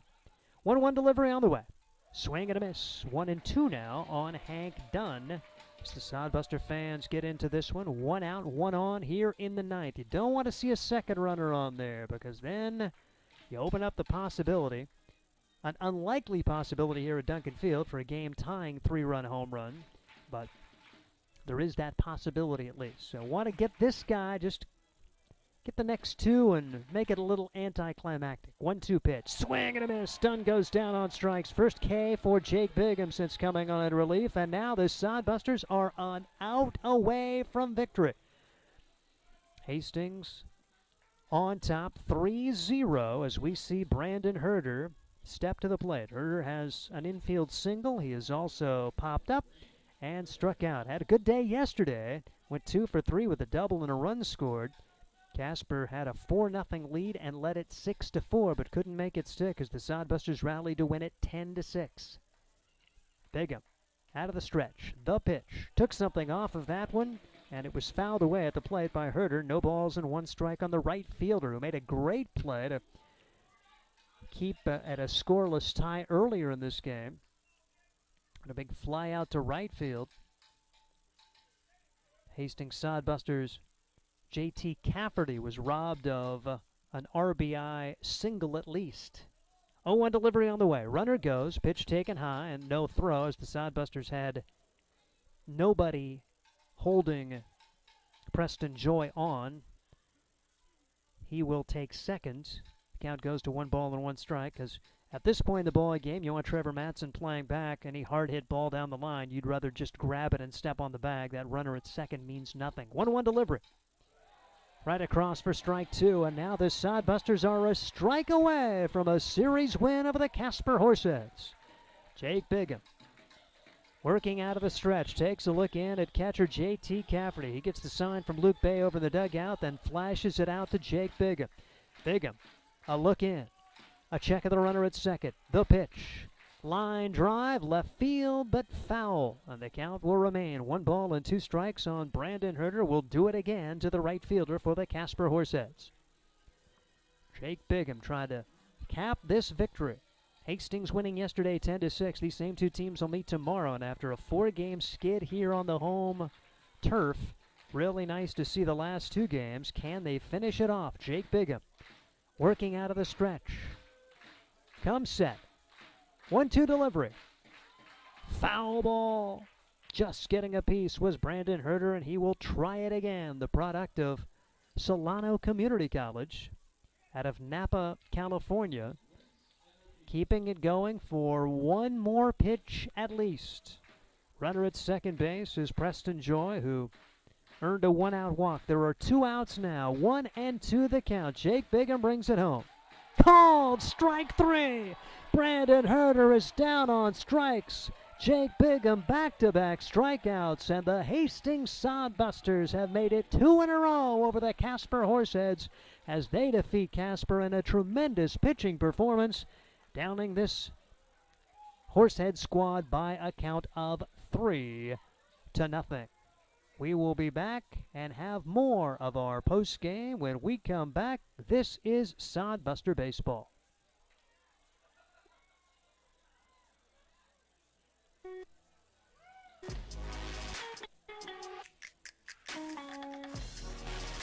Johnson Imperial of Hastings and Kearney has been a quality builder and developer since 1918.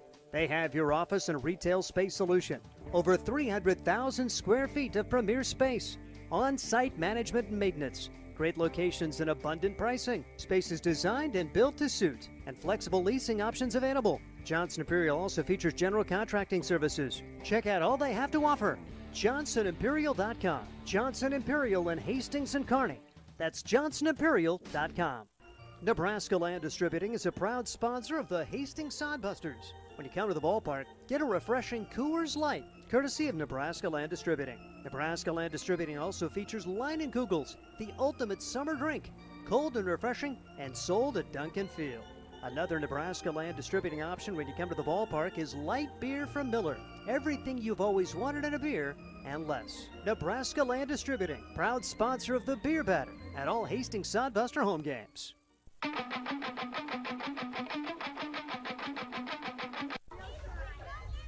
I'm a working mom. I don't have a lot of time for grocery shopping. That's why Sam's Club is so convenient. I can get the food my family loves, household supplies, and be on my way. My husband likes that they offer oil changes and tire services. Really saves him time. They have early hours for Plus Club members so I can beat the crowd on the weekend. Plus, Sam's Club offers free curbside pickup. Order online or in the app. Sam's Club, Grand Island. Sam's Club, a proud partner of Sodbuster Baseball. Summer means Sodbusters baseball and hot weather, so make sure you stay cool with Ruts. Ruts Heating and AC is your #1 source for residential and commercial HVAC services in Nebraska. For over 45 years, Ruts has been a name to trust for repairs, installation, and maintenance work on time. Call Ruts Heating and Air Conditioning today to discuss your HVAC needs, free estimates, and the guarantee their work. Whenever your heating or AC needs, trust Ruts. Visit rutsheating.com. Odyssey. Casual, modern, and innovative cuisine, drinks, and service in the heart of downtown Hastings. The website is odysseydowntown.com. Call for reservations 402-834-3811. Odyssey. Reservations are required for lunch and dinner. Carryout orders taken on the day of carryout only. 834-3811. A sponsor of Sodbuster Baseball.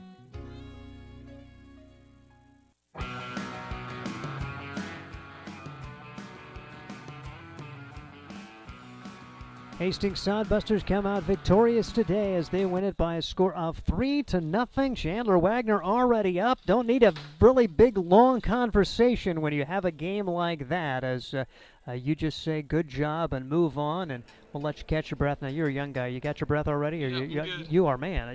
I would be, need several minutes to recover, but what a tremendous performance for your team. I'm going to get my little recorder going here so we can just record this for tomorrow's game as well. So allow me to get my little recorder going before I ask you first question, as we have an opportunity to hear from Chandler Wagner.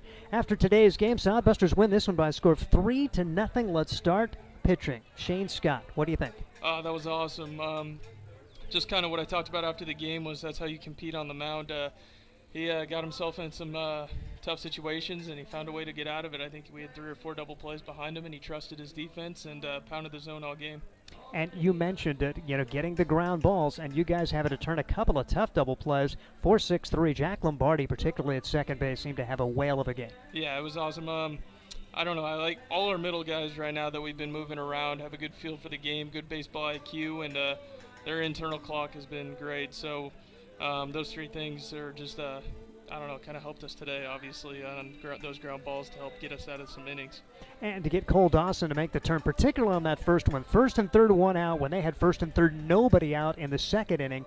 I thought, I didn't know if that was going to be hard hit enough to get it, but Dawson really made it pay off to keep it scoreless, and that looked bigger and bigger as Jake Wright continued to throw up to zeros on their side. Yeah, he was awesome for them today, and I'm proud of our guys that we found a way to put a couple runs across, and that's all we needed with Shane with as well as he pitched today, and then Bigum to come in and close it out for us. That was great.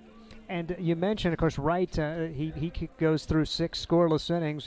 You get to some Morocco there in the 8th. He walks the first 2 guys, and you guys able to put the ball in play and get runs home. Yeah, I mean, when you come up in those situations, putting the ball in play is key. Madsen hit that ball hard, and shortstop made a great play on it. And same thing with Shimashita. He obviously didn't hit it very hard, but just putting the balls in play makes something happen.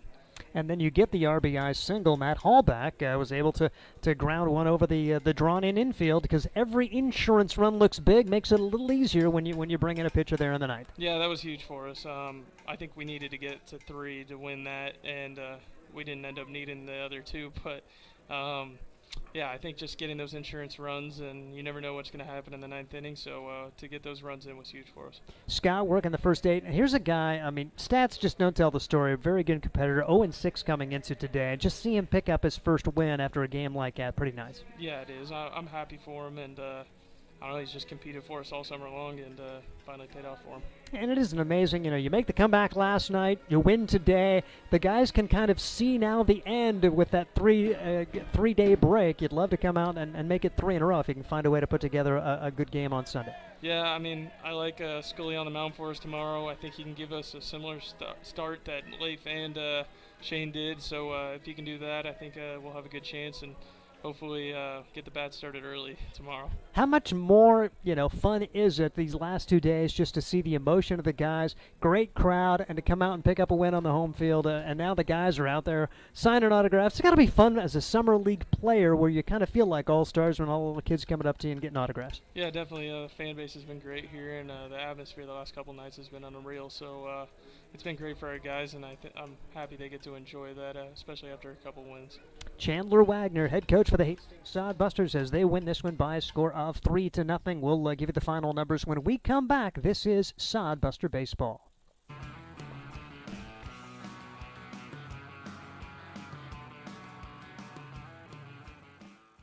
Oh, yeah, so, Mr. Johnson, we took a look at your car, and turns out you got a broken rotator splint.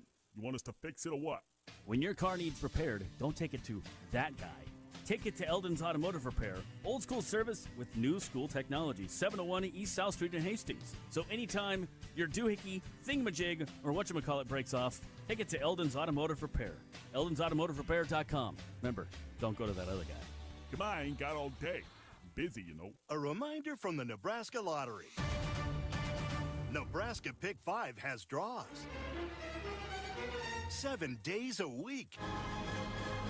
With jackpots still starting at $50,000.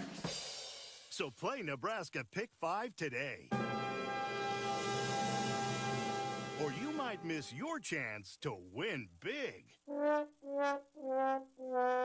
Top prize odds 1 in 501,000. This is Sodbuster Baseball, as the Sodbusters, they ended up winning this contest by a score of 3-0. Sodbusters managed to win this one despite having only 4 hits on the day, but able to not necessarily even string hits together. They scored 3 runs on 1 hit. There were 3 walks and a hit batsman as part of their 3-run 8th inning. The lone RBI hit in that inning was Matt Hallback. They also scored on a wild pitch and an error, but the Sodbusters able to get those 3 across, and they made it stand up today. 3-0 is the final. And the story of this game was Shane Scott. 8 innings of shutout ball, no runs, 5 hits. He walks 3, strikes out 5. Then Jake Bigham comes in, works 1 inning, no hits, strikes out 2, and walks 1. And really a tip of the hat to Jake Wright, who certainly deserved better. He goes 6 innings, allows no runs on 3 hits, strikes out 6, walks only 1. The loss goes to Marshall Smaracco, who goes 2 innings, allows only 1 hit, but 3 runs, all of those earned. He ends up walking 3 and striking out 2. As far as the hitting, there wasn't much to talk about on either side. No multi-hit games for the Casper Horse Heads.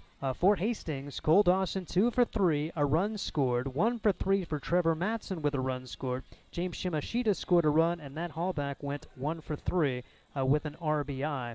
That's it in terms of the offense for the Hastings Sodbusters. They'll probably need more tomorrow, as you don't see many of these style of games in the Expedition League, but hopefully they can come out and get another strong performance. Trayton Scully, it sounds like he's going to be the starter tomorrow night for 6:35 start time, and we'll be on the air just a little after 6 o'clock. But for Nate Miller, that'll do it for our broadcast today. Big thank you to Josh Salmon for allowing me to call this one. I'm Steve Stein. Final score once again from Duncan Field. The Hastings Sodbusters pick up the win over the Casper Horse Heads. Final score of 3-0, and this is Sodbusters.